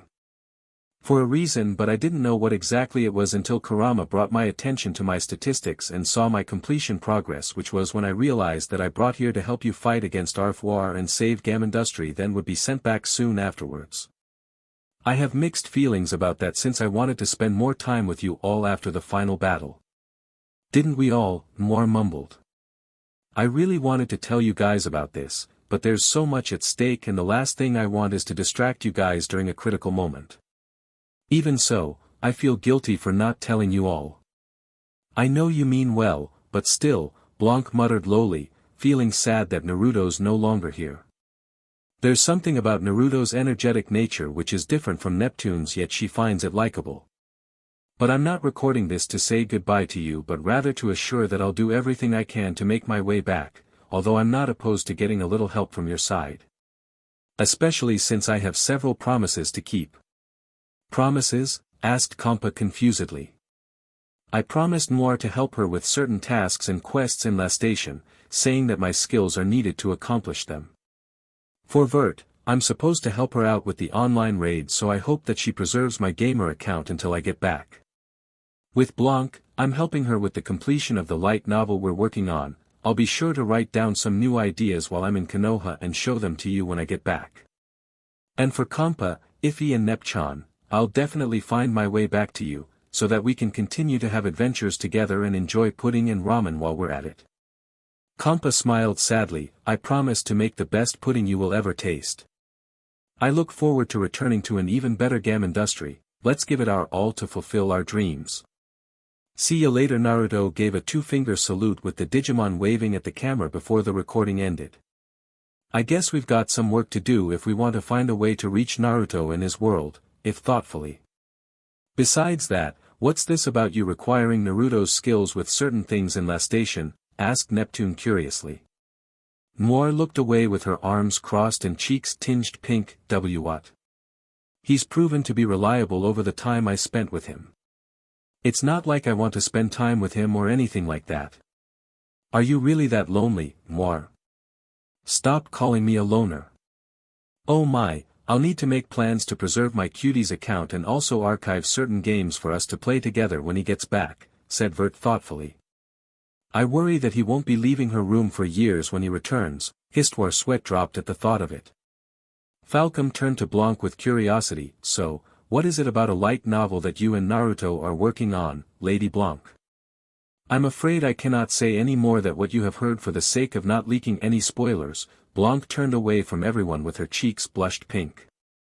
They're so obvious. NYU. Broccoli rolled her eyes at the reactions of the goddesses, easily figuring out that they were planning to hoard Naruto to themselves. There's even the likeliness of a console war over him if they're greedy enough. I for one can't wait for Naruto to return. No doubt he will be much stronger and be a true ninja by then. I really look forward to the match between ninjas, said Marvelous AQL excitedly. That is if the village doesn't try to impede on his growth, Moore muttered lowly, still bearing a grudge against the village for mistreating Naruto, whom she had come to value very much as everything he did for her. So, what happens now? Asked Tekken curiously. Well, our main objective will be to continue restoring Gamindustri to what it was before Arfwar and make it even better, said Vert thoughtfully. But we'll also work on a way to bring Naruto back to Gamindustri too. It's obvious that he wants to return just as much as we want him back. He's our friend after all, Blanc added. I'll need to search through the archives for anything relating to connections between dimensions, said Histwar. I hope you don't mind if I assist. Such a subject will be quite interesting to research on, said Mages. Neptune spoke up cheerfully. When Nera gets back, we're gonna have so much fun, eating pudding, playing video games, watching anime, and much more. Kompa happily nodded in agreement. Yesy, I can't wait. Noir frowned at this. Hold it right there, Naruto is supposed to help me with things in last station. Don't think you can hog him to yourself. I'm afraid that my foxy cutie will be too preoccupied playing online co-op with me to help any of you, but I'm sure you can handle it on your own, said Vert all too sweetly. Blanc glared at Vert with anger. Hold it right there, Naruto's gonna help me with my novel. Ain't no way I'm gonna let you sway him into doing whatever you want with those oversized memories of yours. Oh, and how would you know when you're lacking in that department? Grr. I knew it, NYU, Broccoli sighed at the antics of the 4 CPUs.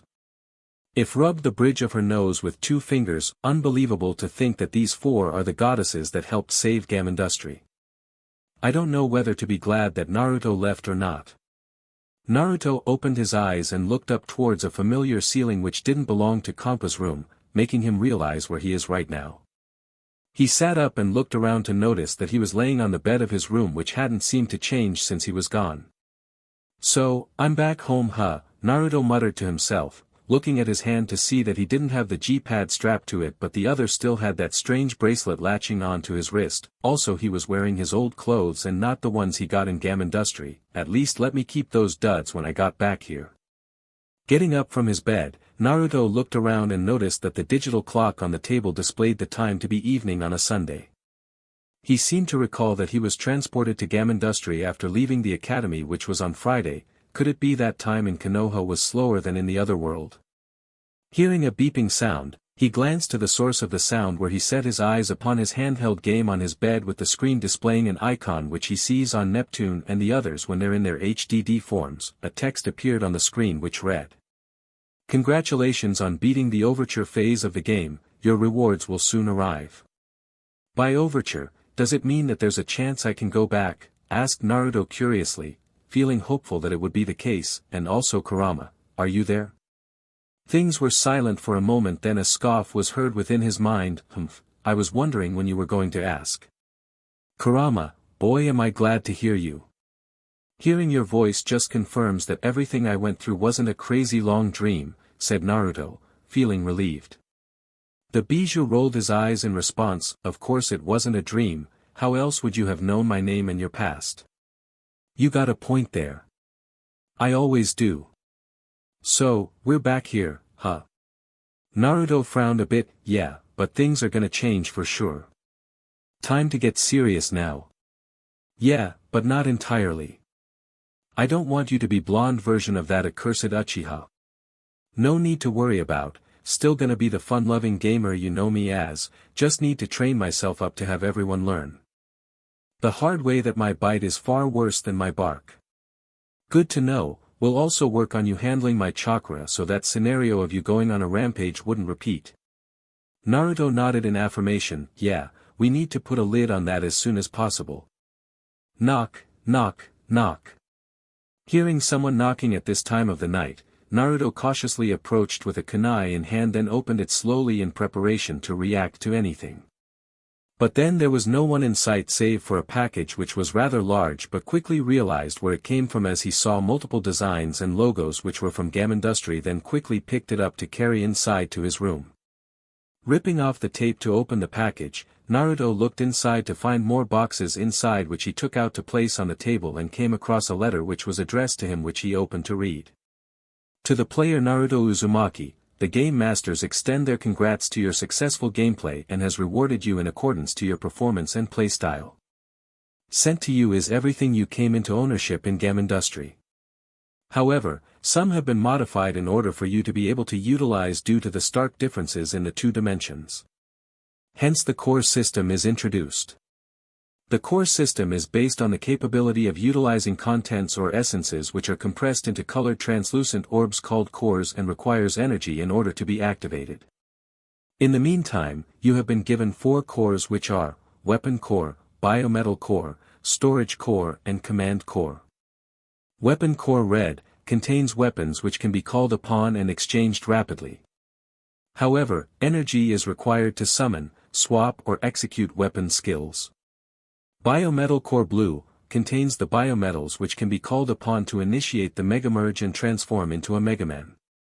Storage Core White capable of storing many items regardless of number or size and capable of automatic use but requires energy for the latter function. Command Core Yellow allows the user to access various skills which has mostly damaging effects on opponents. You're still capable of summoning the elementals with the summoning crystal necklace, albeit energy is required to do so and they can remain active for a certain amount of time before being recalled. We also transported your Digimon into a modified Tamagotchi game but cannot be brought out due to the severe lack of data in your world's atmosphere. Wise usage of these possessions is recommended. We are all looking forward to your next gameplay. Yours sincerely, I.C. of Gamindustri. Naruto looked through the letter with contemplation. From what I'm reading here, all of my weapons, biometals and Digimon have been converted to forms that I can use while here in my world except for the summoning of the elementals, with the limitations being that I can only use one at a time and requires my chakra when using them. Let's not forget that these game masters been watching you and will continue to do so. Also, there are also hints of us returning to Gamindustri in the future, Kurama pointed out. I didn't miss that, glad to know that this isn't a one-time thing for us. Now to check out what we've got here. Deciding to start off with the smallest of the packages, Naruto opened it to find the Tamagotchi game, which is colored orange and has a keychain attached to it. He turned it on for it to suddenly project a holographic screen which displayed what appears to be a ranch bordered with a wooden fence, and a ranch house is situated at the end of it, and there he saw Harem and Gatchman sleeping on the grassy floor before waking and starting to look around in confusion. "Gatchman, where are we?" asked Harem nervously. Gatchman hummed thoughtfully. "I am just as confused." "I'm glad to see that you two are okay," said Naruto fondly. The Digimon immediately turned in his direction and saw him via a holoscreen, cheering at the sight of their buddy. "Naruto, it's you," said Harem joyfully. "What happened?" "The last thing we recall is having defeated Arfwar, then were swallowed up in the beam of light," Gatchman inquired. "You see, it went like this." Naruto went on to explain everything that had happened. "That was how you ended up inside this modded Tamagotchi game."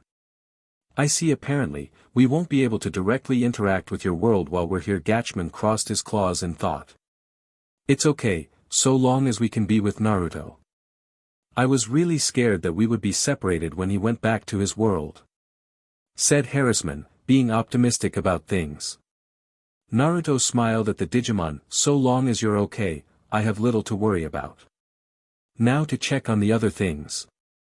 Opening the next box, Naruto came upon the summoner necklace and eagerly wore it around his necklace, making the crystal glow in resonance, and he felt the presence of the elementals in his mind. "Everyone, are you there?" asked Naruto anxiously. "Of course, hatchling. Don't think you can be rid of us so easily," Drago scoffed in response. "We're all here, Naruto," said Styria, with Nyx nodding in agreement. "It is good to be with you again, young one," said Elrath fondly.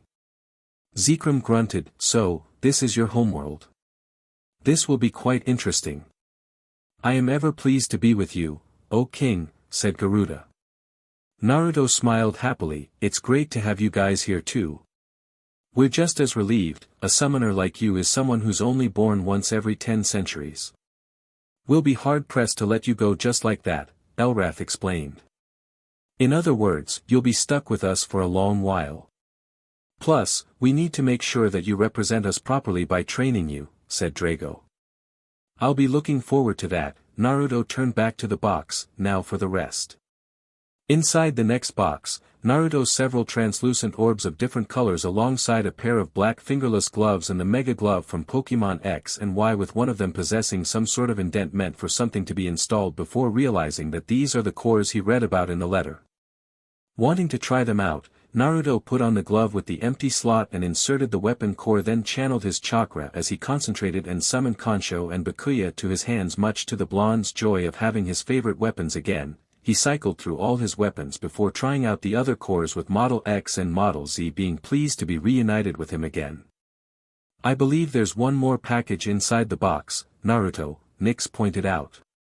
"Let's see what it is." Naruto looked inside the box to find that the remaining package were a set of new clothes and footwear along with duplicates of them. He found a note pinned to it which read, We're aware that you would miss the clothes from the other world and so sent these as an additional gift which is closer to your preferences. Yours sincerely, I.C. of Gamindustri. Naruto smiled at this. These guys really know how to please a guy, and one of the first steps to my changes, he turned to the window to look at the village. I gonna show the village and the world who Naruto Uzumaki Namikaze really is. That he won't bow his head to anybody and he's got self-respect. Drago huffed in approval, spoken like a dragon, not lowering your head to those who have not proven themselves worthy. You don't need to bloody yourself to earn the respect of those that don't acknowledge your true value, but rather the other way around.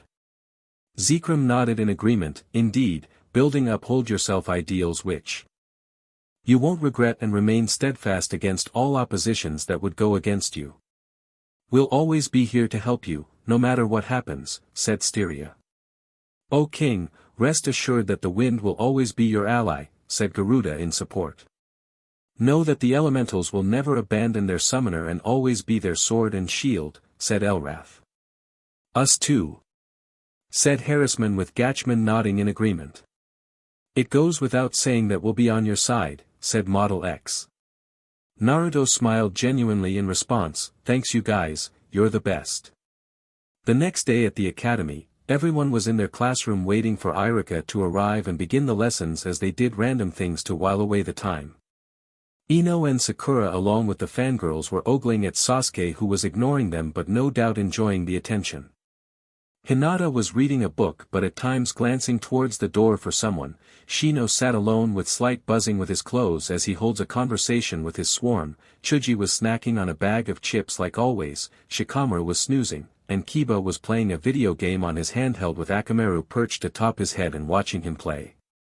Irika eventually arrived and went towards his desk. All right everyone, take your seats while I take attendance. He began calling out the names and checking them out on the registry as they responded until, Naruto Uzumaki. Don't bother yourself, sensei. Apparently, the loser won't be coming to school today, said Sasuke in an uncaring tone. That's right, the baka is not worth it. Sakura yelled in support, trying to garner favor with the Uchiha. Irika along with Kiba, Shikamaru, Chuji and Hinata glared at the two, with the former about to scold them for their slander. That was when the door opened and someone stepped inside. Sorry, Irika-sensei. I was doing something at home and I ended up late. Turns out that it was Naruto, but his appearance has stunned everyone due to what he was wearing.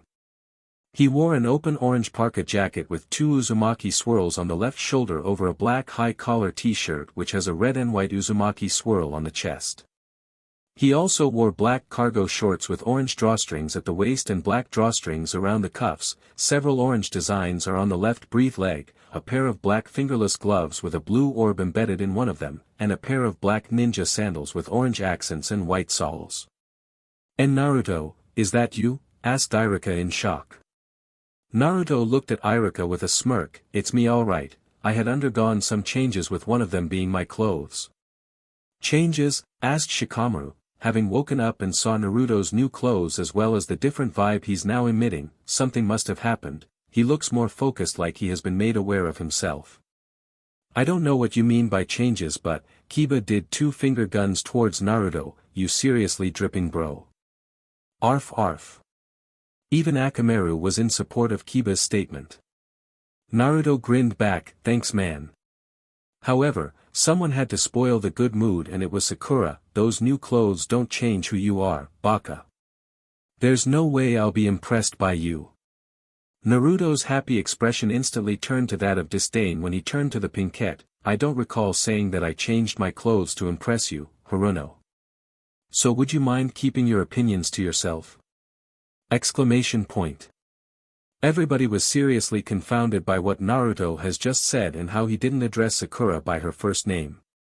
It was no secret that Naruto has a major crush on Sakura and persistently sought for her affection only to be violently rebuffed, but would try once more, so for him to say such a thing was so out of the norm that they didn't know how to react properly.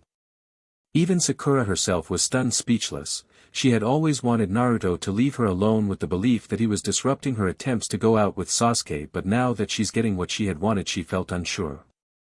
Chuji was shocked to the point of not eating his chips. Whoa, I know we advised Naruto to move on, but whoa. Shocking, but not unwelcome, said Shikamaru. Irika managed to snap back into focus. Well, please take a seat, Naruto. We're behind time as is. Naruto nodded in affirmation. Sure thing, Irika-sensei. Sasuke watched Naruto from the corner of his eye and noted that the way he was walking was of that of someone whose self-confidence isn't born from arrogance but rather from pride of oneself. He frowned when Naruto didn't so much as glance at him when he passed by and went to sit next to Kiba. Hey man, I don't know what happened to you over the weekend, but I'm liking it. Just hoping that none of the changes include no video games. No way, I'm gamer for life, said Naruto with a smirk. So, what plans do we have later? Shikamaru will bring you up to speed on what you missed over the weekend during lunch break, said Chuji, who had resumed eating his chips. Gotcha. So, these are your classmates? I'm not impressed, said Drago nonchalantly. That was the same thing you had said about the boy from what the Shiva sisters told me, said Zekrom. The hatchling's different. You mustn't be so quick to judge, Drago. I sense great potential in some of them. However, I sense great darkness from one of them, said Elrath, frowning at the end of his sentence. Kurama snorted in derision. Doesn't take a genius to figure who it is, the clan is so obvious. I like your teacher, he appears to be quite considerate towards you, said Nyx.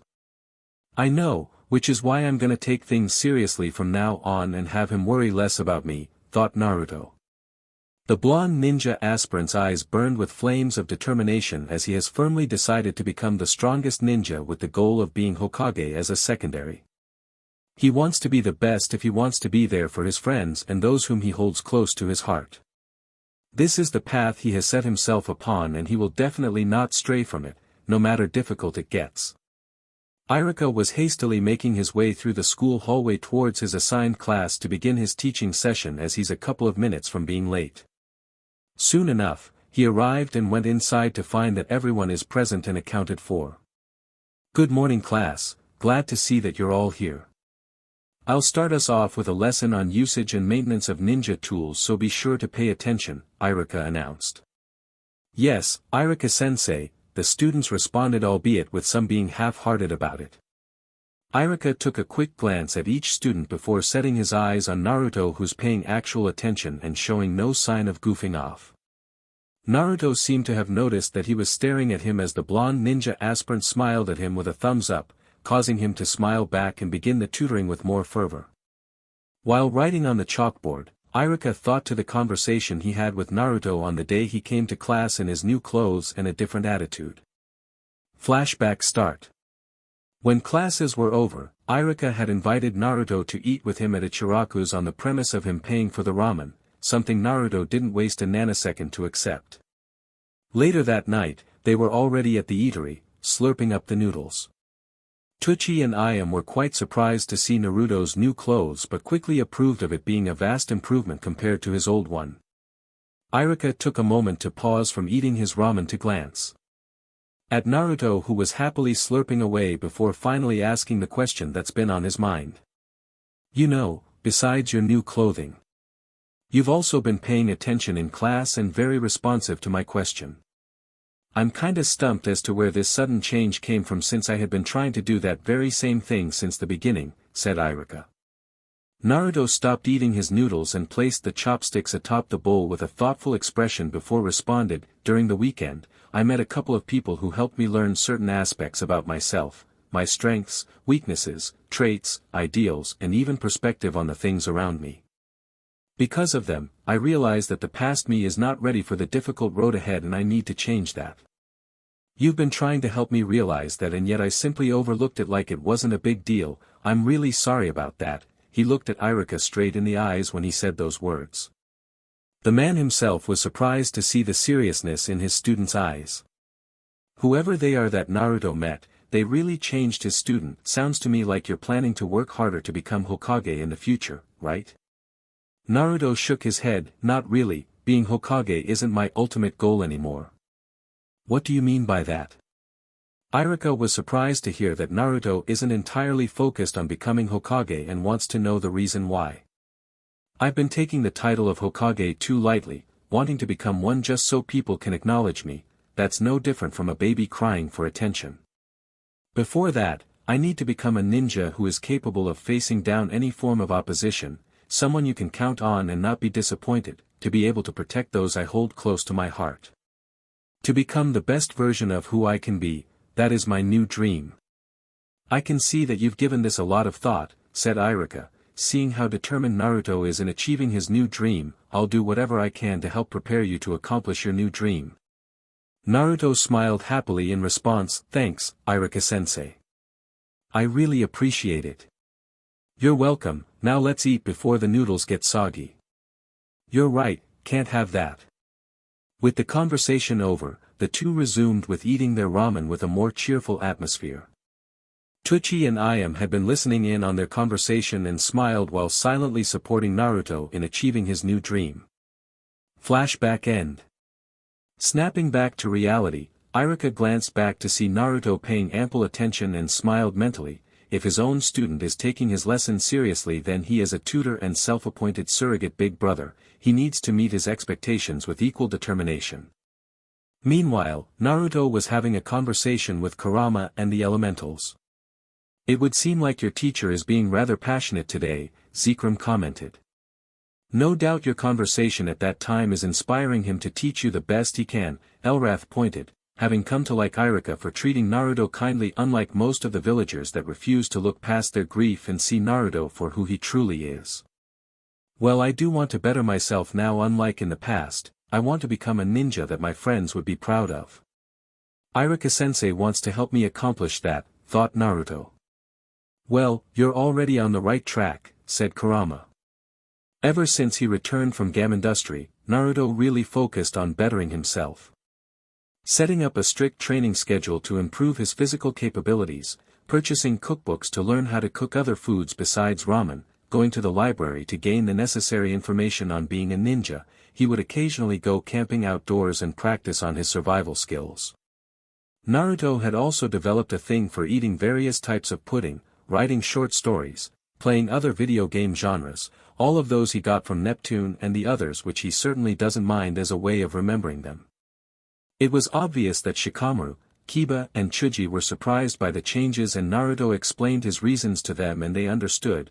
Kiba even began contemplating on asking his mother if it's possible for him and Akamaru to start the training on his clan's techniques earlier than planned, because if anything he doesn't want Naruto to get ahead of him.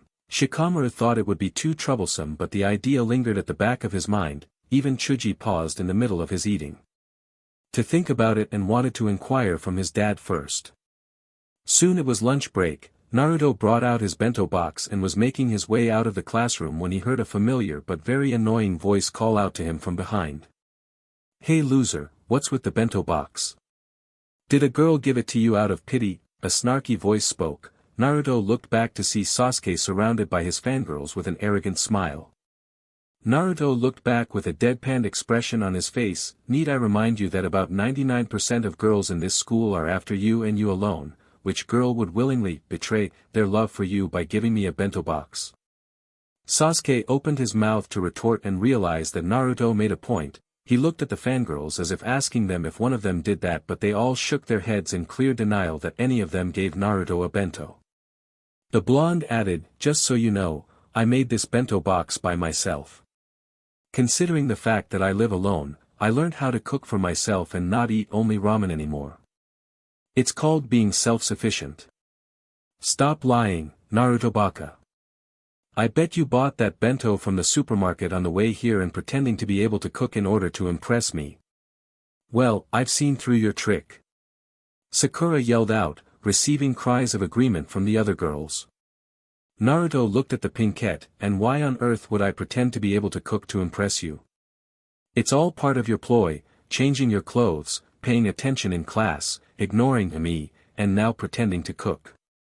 All that to make yourself look better than Sasuke and attract me, which is never going to happen.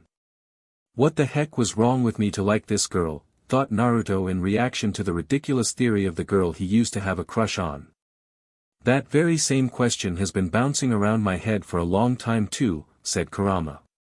These girls bring embarrassment to the female gender, said Styria with disgust. Indeed, all of them save for one. Nyx glanced at a particular girl who was sneaking glances at Naruto and trying to be subtle about it. I would have been ashamed if you had continued to pursue this girl, hatchling, said Drago in annoyance. Naruto let out a deep sigh. It seems that after over these past weeks, you still haven't figured it out. So let me give it to you straight and make it official. He looked at Sakura dead in the eyes, which made her back up a bit. Sakura Haruno, I don't like you anymore, I hold no affection for you, I'm moving on, I'll no longer disrupt you in your pursuit for Sasuke's love and wish you well. And I implore you that you leave me in peace like I've done for you these past weeks, thank you and excuse me. Naruto turned around and left the classroom with everyone stunned speechless, but none more than Sakura herself. She thought that Naruto was still trying to get her to like him, but hearing him say those words to her without a single stutter, she should be happy that he's no longer interested in her, and yet it felt like someone doesn't see a value in her anymore. Back with Naruto, he had met up with Shikamaru and the others and told them the reason for his lateness. Needless to say, they were just as surprised with how Naruto made things clear to Sakura that he's no longer interested in her. I know you were telling her that you don't like her anymore, I gotta say that the way you worded it was like you were breaking up with her or something, Kiba commented. Hey, she was the one who thought that I was still chasing after her, Naruto retorted.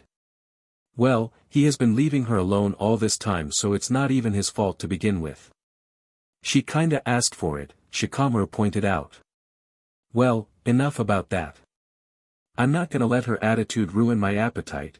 Naruto reached for the bento box next to him only to feel nothing but grass. He heard a munching sound and looked to see Chuji eating from his bento box again. Chuji, why are you eating my bento again? Sorry, but I can't help it, your cooking's pretty good. Here, you can have these as a trade. Chuji passed a few bags of potato chips onto Naruto's lap and resumed eating his friend's bento. Naruto gritted his teeth in anger with his face turning red. Why you gluttonous f-. He suddenly found a hand clamped to his mouth and saw Shikamaru with a serious look on his face. I understand that you're angry with Chuji and for good reason, but remember that particular word is a taboo to his clan and your anger almost let it slip, said Shikamaru seriously. Naruto glared and pulled Shikamaru's hand off his mouth, then turned away with a huff. That doesn't make it any better. I know, which is why I'll be telling his mother what he did. Chuji froze at that and started to sweat while hoping that Shikamaru doesn't tell his mom or he's going to be in big trouble.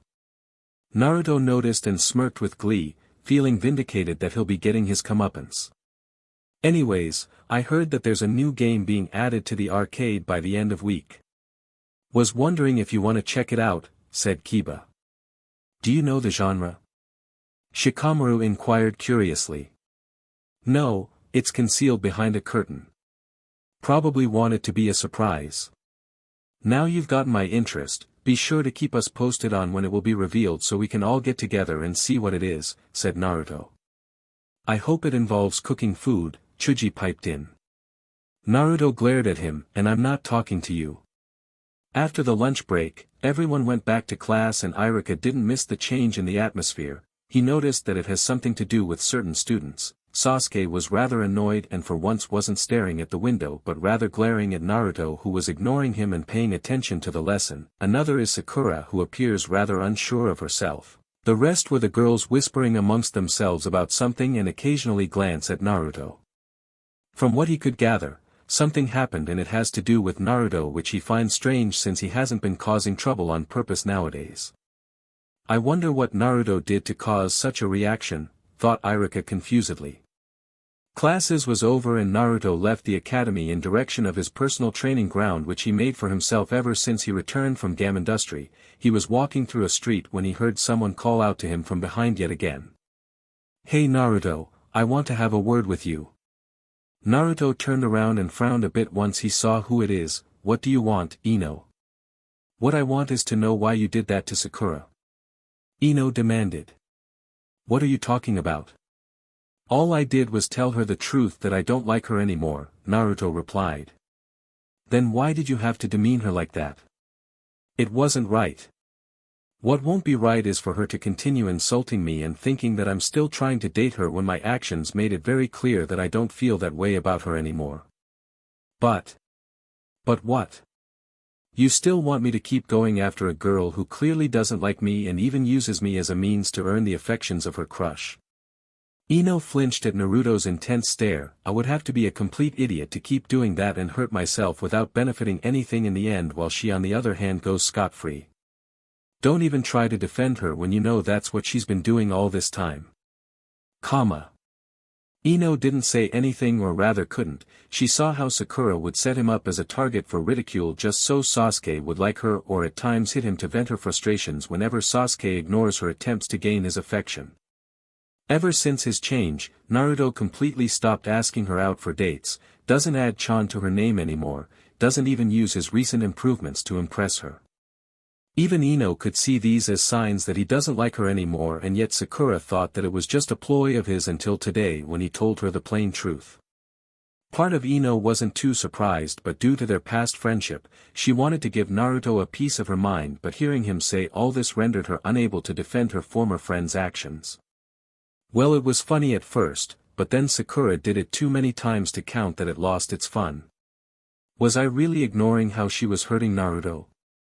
Even Shikamaru of all people, who always found things troublesome, kept trying to help him get over his affections for her. He must have known how things would end for him. In my longing for Sasuke's love, have I become insensitive to how others feel, thought Ino with worry growing in her heart. Naruto turned away. Ino, I may not know what love really is, but even you know that what she did wasn't right, considering the fact that you never did that to me. I can only hope that you won't have to go through the same thing I did. See you later. He left with Ino standing there in silence with many thoughts going through, not knowing what to do next. You certainly have a way with words, Kurama commented. I can understand her wanting to stand up for Sakura since they used to be friends, but I'm not going to let her justify her past actions, Naruto pointed out to the bijou. At least we can now focus on more important things without her distracting us, said Drago. Indeed, such things are of lesser priorities, said Zekrom. Naruto arrived at his personal training grounds, but not before making sure that he wasn't being followed there, since he doesn't want anyone poking their noses into his personal business. So, is there anything new which I'll be learning today? Naruto inquired. What we'll be teaching you today is another aspect of being a summoner of the elementals. There's more to being a summoner than simply calling upon us into battle to aid you. You can also draw upon our powers, which doesn't require for us to be with you physically. We call it elemental link, whereby you don't summon us but rather summon our powers to use in battle, Elrath explained. Naruto hummed in thought. So you mean that by using the elemental link, I can use Drago's power of fire to fight while he himself isn't directly summoned? That's right, with the power of my flames, you can reduce your enemies to nothing but ashes, said Drago proudly. Rolling his eyes at Drago's arrogance, Zekrom continued, not only that, the combat potential of an elemental link can be further improved when using the right weapon in correspondence to it. That is where your weapon stored in the weapon core comes to play. Naruto looked at the weapon core, which is currently installed into his glove. So how will I know which one is suitable for each of you? Garuda spoke up. Worry not, my liege. We can tell you which weapons are suited for an elemental link. For me, the Aquila and the Kansho Bakuya are suitable for my elemental link. For me, it's the Monadu and Aquila, said Elrath. My flames are best used through the Monadu and the Kansho Bakuya, Drago pointed out. For me, it's solely the Sunlight Heart Lance, Zekrom spoke. And for us, it is the Kansho Bakuya, said the Shiva sisters. I think I got the gist of things. Now how do I use the elemental link? Naruto inquired. It's rather similar to the basic summoning, only that you need to form a connection for one of us to channel our power through it into your body. Now pay close attention to my instructions, Elrath began. Okay. Naruto sat cross-legged on the ground and listened to Elrath on how to initiate the elemental link. Things were a bit difficult for him at first, but Kurama helped him by having him reference to how it's similar to the mental communication they're using right now, but to alter it for energy to flow through. The training went into the night, but Naruto was able to establish an elemental link with Elrath and the others. The only issue so far was the duration of which he can use it, and so he needs to work on increasing the duration before eventually making it permanent until he decides to deactivate it. Done with the training for the meantime, Naruto made his way home but not before passing by the supermarket to buy some groceries so he could make dinner for himself. The clerk tried to mess with him by increasing the prices, but an intense stare from the blonde ninja aspirant stopped that plan in its tracks. Naruto left with his bag of groceries and the villagers looked at him rather warily. They noticed that whenever they glare at him, he glares back as if daring them to try something against him. He's no longer the timid child from before but rather someone who will no longer let himself be pushed around but would rather push back. After a hot bath and dinner, Naruto was on the bed with the modified Tamagotchi game in his hands and making sure that Harem and Gatchman are being cared for, but he could tell that they really miss being with him in the real world. The former would always tuck into his hoodie or sit atop his head while the latter would be researching online but do so when near him. Say Naruto, I heard that your graduation exam is about a month away and was wondering if you're prepared for it. Gatchman inquired curiously. Considering that it would be the same as the last 2 times, I'll say that I'm 99% prepared for it, Naruto replied. Harem tilted his head in mild confusion. But why the 1%? Because of that darn clone jutsu. No matter how hard I try, I always end up with dead-looking clones. And we know that Irika would be strict and fair about this, no matter how much he supports us. It's no surprise that jutsu is meant to utilize the smallest amount of chakra, and you being an Uzumaki that naturally possesses large amounts of chakra and being my Jinchuriki means that you won't be able to use that clone jutsu no matter how much you try to reduce the amount of chakra for it, Kurama pointed out. So, the hatchling is doomed to fail? How ridiculous. Your calling as a warrior of the shadows cannot be denied because of one mere basic technique. Drago scoffed, finding the fact just that technique alone was what prevented Naruto from graduating twice. Believe me, I hate that jutsu, but then again I wouldn't have found myself in Gamindustri and met you all because of it, said Naruto thoughtfully. Nice to see that you still retain your optimism, said Elrath in amusement. But the problem still remains, how is the youngling supposed to resolve the issue?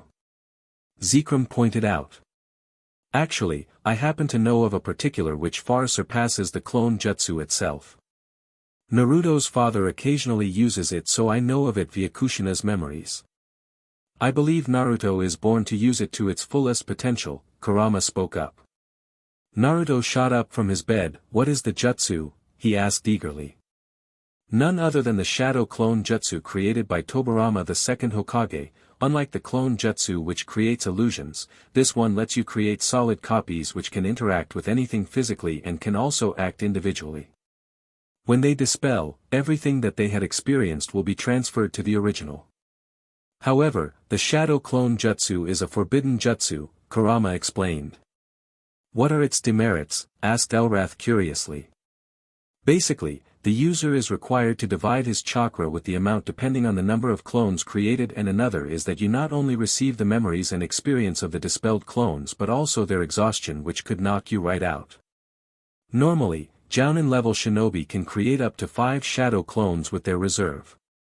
But with Naruto, he could create hundreds or potentially thousands of clones with the chakra reserve that he has, Kurama explained, surprising everyone, especially Naruto himself. Do I really have such a large chakra capacity? Asked Naruto, wanting to confirm the fact. Far surpassing that of the third Hokage, Kurama stated as an example. Well, by the way, what exactly did Dad use the shadow clones for? You wouldn't believe it, but he used the clones mostly for dealing with the paperwork just so he could spend more time with Kushina. For a guy who has a flea on sight order in the bingo book, he was totally head over heels for your mother. And don't even get me started on the many lovey-dovey moments they had together before you came along. We find it rather romantic, said Nyx with Styria nodding in agreement. Of course you two would, Drago rolled his eyes. Naruto smiled softly. Well, it's nice to hear of how my parents used to live. Kurama saw his expression and began to feel rather guilty since he also had a hand in the death of his parents, whether or not that mysterious Uchiha was the main cause of everything. He resolved to redeem himself by helping Naruto, who besides his father treated him like an individual. Soon enough, a month has passed and the day of the graduation exam has arrived. Naruto sat in the classroom along with the others with his eyes narrowed in focus. he looked around, saw how most of his estranged classmates were talking about how well they would do on the exam or what they would do when they become ninja. Some few things he noticed was that Sakura wasn't looking at him, or rather trying not to. Another is that Ino wasn't amongst the Uchiha fangirls but was instead sitting by herself with a look of concern, and Sasuke was being his grumpy/arrogant self. His three buddies were doing the usual, Shikamaru taking a nap, Chuji snacking on a bag of potato chips, and Kiba chatting with Akamaru. A timid voice called out to Naruto. He looked to see a girl trying to talk to him. He knows her to be Hinata from the Hyuga clan. He recalls how she's the only girl who doesn't go crazy for Sasuke, quite well-mannered, gentle and always polite. At first he used to think that she's a weird girl, but after his return from Gamindustri and being scolded by the Shiva sisters for that dense assumption, he realized that she was shy instead, with some self-confidence issues. For some reason, they've been pushing him to talk to her often but refuses to tell him why. Drago said something about playing Cupid and got encased in a block of ice. For his troubles. "Oh hello, Hinata. Do you need something?" asked Naruto politely. I just wanted to wish you good luck," said Hinata timidly. "She's kinda like a bunny," thought Naruto. "Thanks, good luck to the both of us in becoming ninjas." "Oh okay," Hinata bowed her head before quickly going to her seat. At that moment, Irika and Mizuki entered the class before the former rapped on the chalkboard to gain everyone's attention. "Alright class, this is the last test for the year, and the one that will determine if you leave here with a headband or fail. If you fail, then you are allowed to retake the classes next year and try again. The exam will be divided into 3 parts. A written exam, a physical test, and a practical test where you must perform the 3 standard jutsu to pass," Irika explained. "So, it's the same as before. Good to know," thought Naruto. Mizuki went around with a stack of test papers in his hands and handed one out to each student. Naruto received his, and mentally when he sensed the negativity from him due to Kurama having granted him the ability to sense negative emotions. Because of it, he has always been on guard around him. Seeing that everyone has their papers, Irika declared, "You may begin. You have 1 hour to complete the exam and turn it in to us." With that, everyone began. Naruto looked at his paper with narrowed eyes. He may not be as book smart as Sakura and still isn't, even though he's been studying seriously. Naruto has enough smarts to be able to handle these questions. An hour soon passed and all the tests were handed in. Naruto exhaled deeply to release the tension from his body. He still gets the nerves when it comes to handwritten tests, unlike practicals, which he excels in. "Hey man, you good?" Kiba called out to him. "Yeah, just hoping to score well enough to pass," Naruto replied. "Amen to that. Last thing I want is to get low scores and for mom to tan my hide." Kiba and Akamaru shivered at the thought of it, making Naruto smile in amusement and slight envy. Sometime later, Irika and Mizuki returned to the classroom with the former making an announcement. "We will now begin the physical portion of the exams. This will consist of an obstacle course to test your speed, and a kunai/shuriken toss to test your accuracy. During this part of the exam, ninjutsu is forbidden. Now, let's step outside and begin the physical test." They then escorted the class outside the room to the practice field. The test went on with most of the students getting average or below passing scores on the obstacle course. Out of the few people to get an above average score, Naruto went through the course with ease thanks to his training and experience gained from battle in Gamindustri. He was amongst the top 3 of the fastest to clear the obstacle course alongside Sasuke and Kiba, in spite of the mysterious bracelet having reduced his overall speed. There, the 2 Chunin proceeded with the next test by having the students take turns in throwing shuriken and kunai at the target from a distance, then giving marks in accordance to their accuracy. Many did well while others not so much. From Naruto's perspective, he saw Sasuke go next and got a perfect score with the fangirls cheering for him. Sasuke passed by Naruto and sneered at him. "I'd like to see you beat that." Naruto frowned in response. "Humph, what a pompous BRT, said Zekrom in annoyance. Kurama scoffed. "It's what you can expect from a clan of imitative monkeys. Such arrogance is what leads to fatalities on the battlefield," said Elrath with disapproval at Sasuke's attitude. Naruto Uzumaki, it's your turn, Iruka called out. Naruto approached Iruka and was presented with a certain number of shuriken and kunai. You need to hit the marked parts of the target as close as you can in order to gain a good score. Alright, Iruka-sensei. Naruto took the ninja tools and went to stand at the marked spot where he should throw from with everyone watching. After looking at the target for a moment and taking in a deep breath, Naruto first took out the shuriken and stacked them on top of each other like coins in one hand and the other hovered above it. Suddenly the hand moved swiftly as it consecutively picks up a shuriken and throws it vertically, then he switched to the kunai, launching them in an overhand throwing style. Sure enough, each and every one of the ninja tools landed dead on target with everyone absolutely stunned by his feat. A perfect score. Iruka snapped out of his stupor and smiled at Naruto while writing down his result. Well done, Naruto. No doubt the results of your training. You know it, Iruka-sensei. Naruto glanced at Sasuke with a smirk, inaudibly telling him that he responded to his challenge with no hesitation, which made the Uchiha scowl at him. Nice throws, Naruto. How much training did you do to get that good? Asked Chuji curiously. Enough to show Sasuke up when he tried to show off, Naruto answered. Well, you definitely turned his smile upside down, Shikamaru commented. Afterwards, the students were escorted back into the classroom and were given some time to rest for a moment. Then Iruka and Mizuki decided that it was time for the final test. Now, it's time for the final part of the exam, the basic ninjutsu test. When I call your name, you will follow us into another room where we will begin the test. I should point out that passing this test is a requirement of the academy. If you fail this test, you will fail the exam entirely no matter how high your written score is. The part about failing the exam completely made some of the students nervous, with Sakura being vocal about her concerns. But sensei, if this test decides everything, why bother with a written test? Asked Sakura confusedly. Iruka proceeded to explain. The written test was to gauge how you would handle problems out in the field and help the Hokage determine where to place you on a team if you do pass. He paused for his words to be understood before continuing. Now then, if you pass, you will receive your headbands and return to your seats. If you fail, you can stay if you wish, but you can also leave and go home if you wish. No one will judge you. Also, if you fail, you can sign up for another semester and take the test again next year. Already did that twice, there won't be a third time, thought Naruto with determination. Now then, let us begin.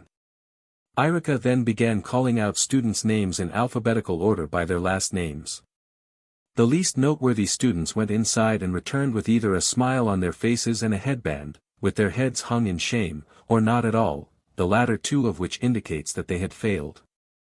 Of the more notable students, Shine went first, returning with his headband silently.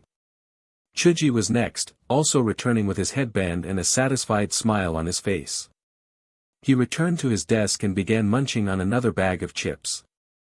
Sakura came back from her test with her headband and was positively giddy, trying yet failing to get Sasuke's attention.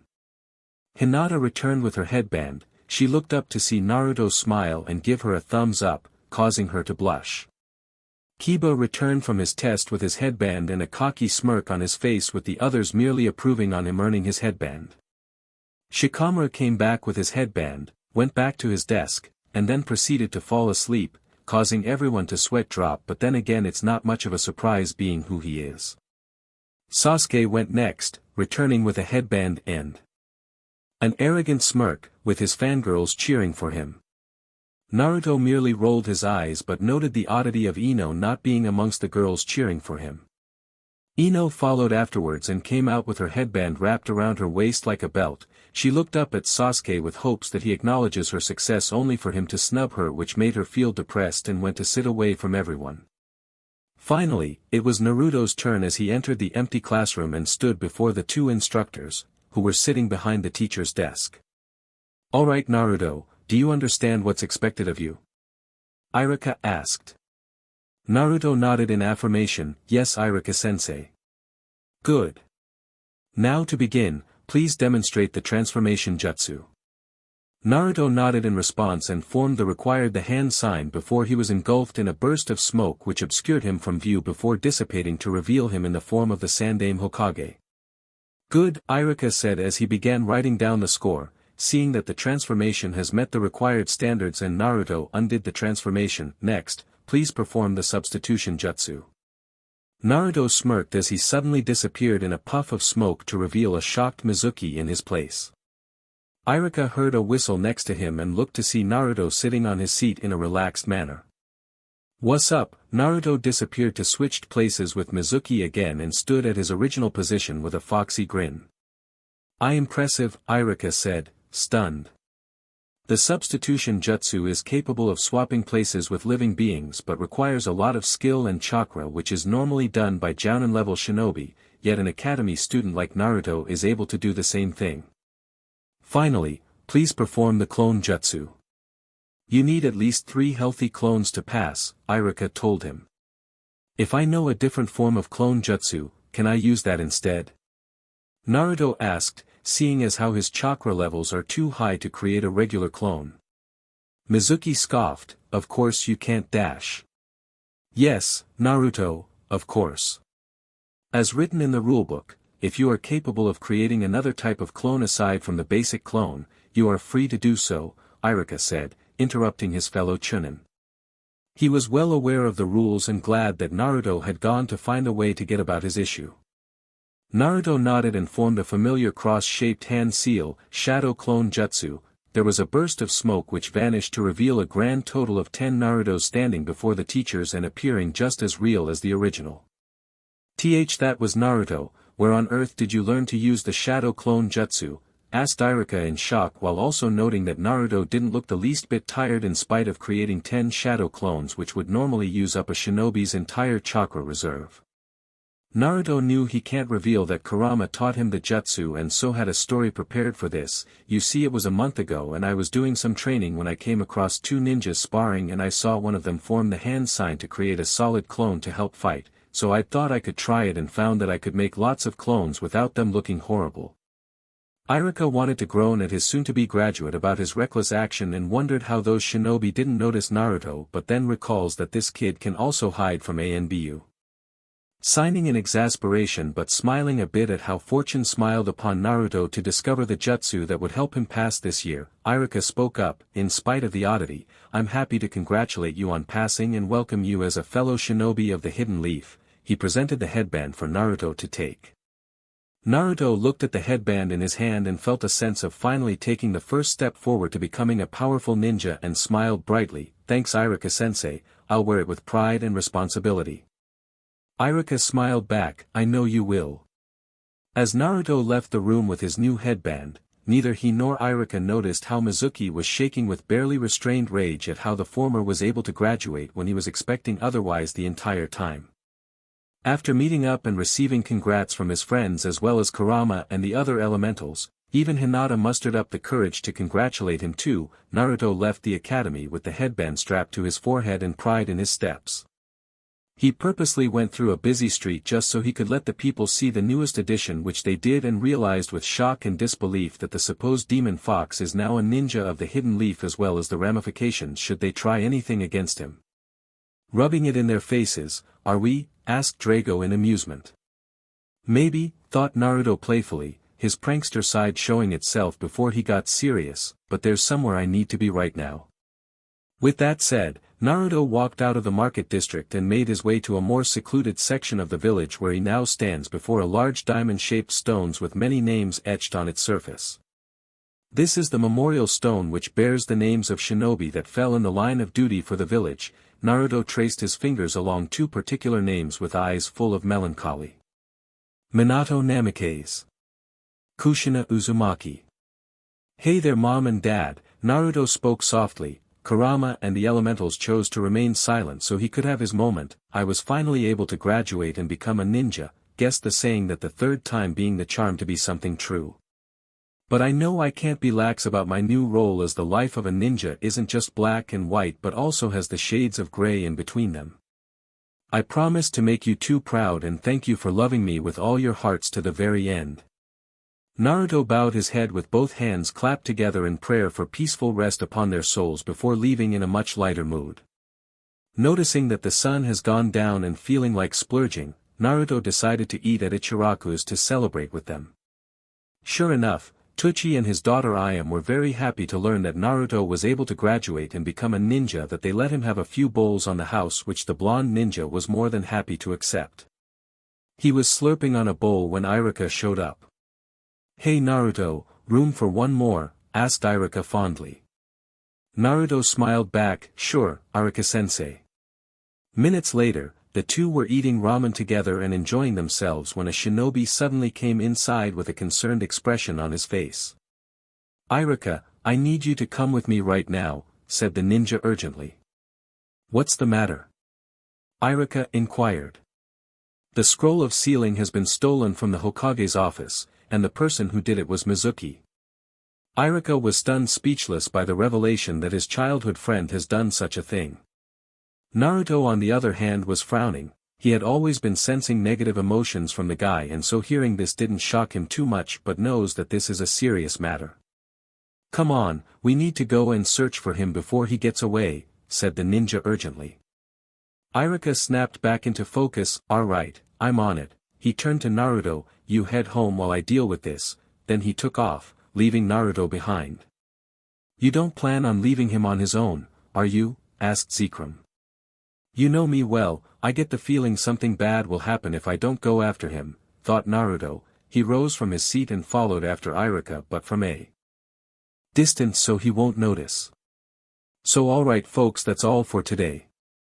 Stay tuned for part 8.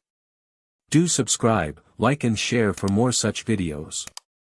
Also check out the story and author Hussbek on FANFICTIONnet. Press the bell icon to be notified first on release. See you in the next video. Till then, goodbye.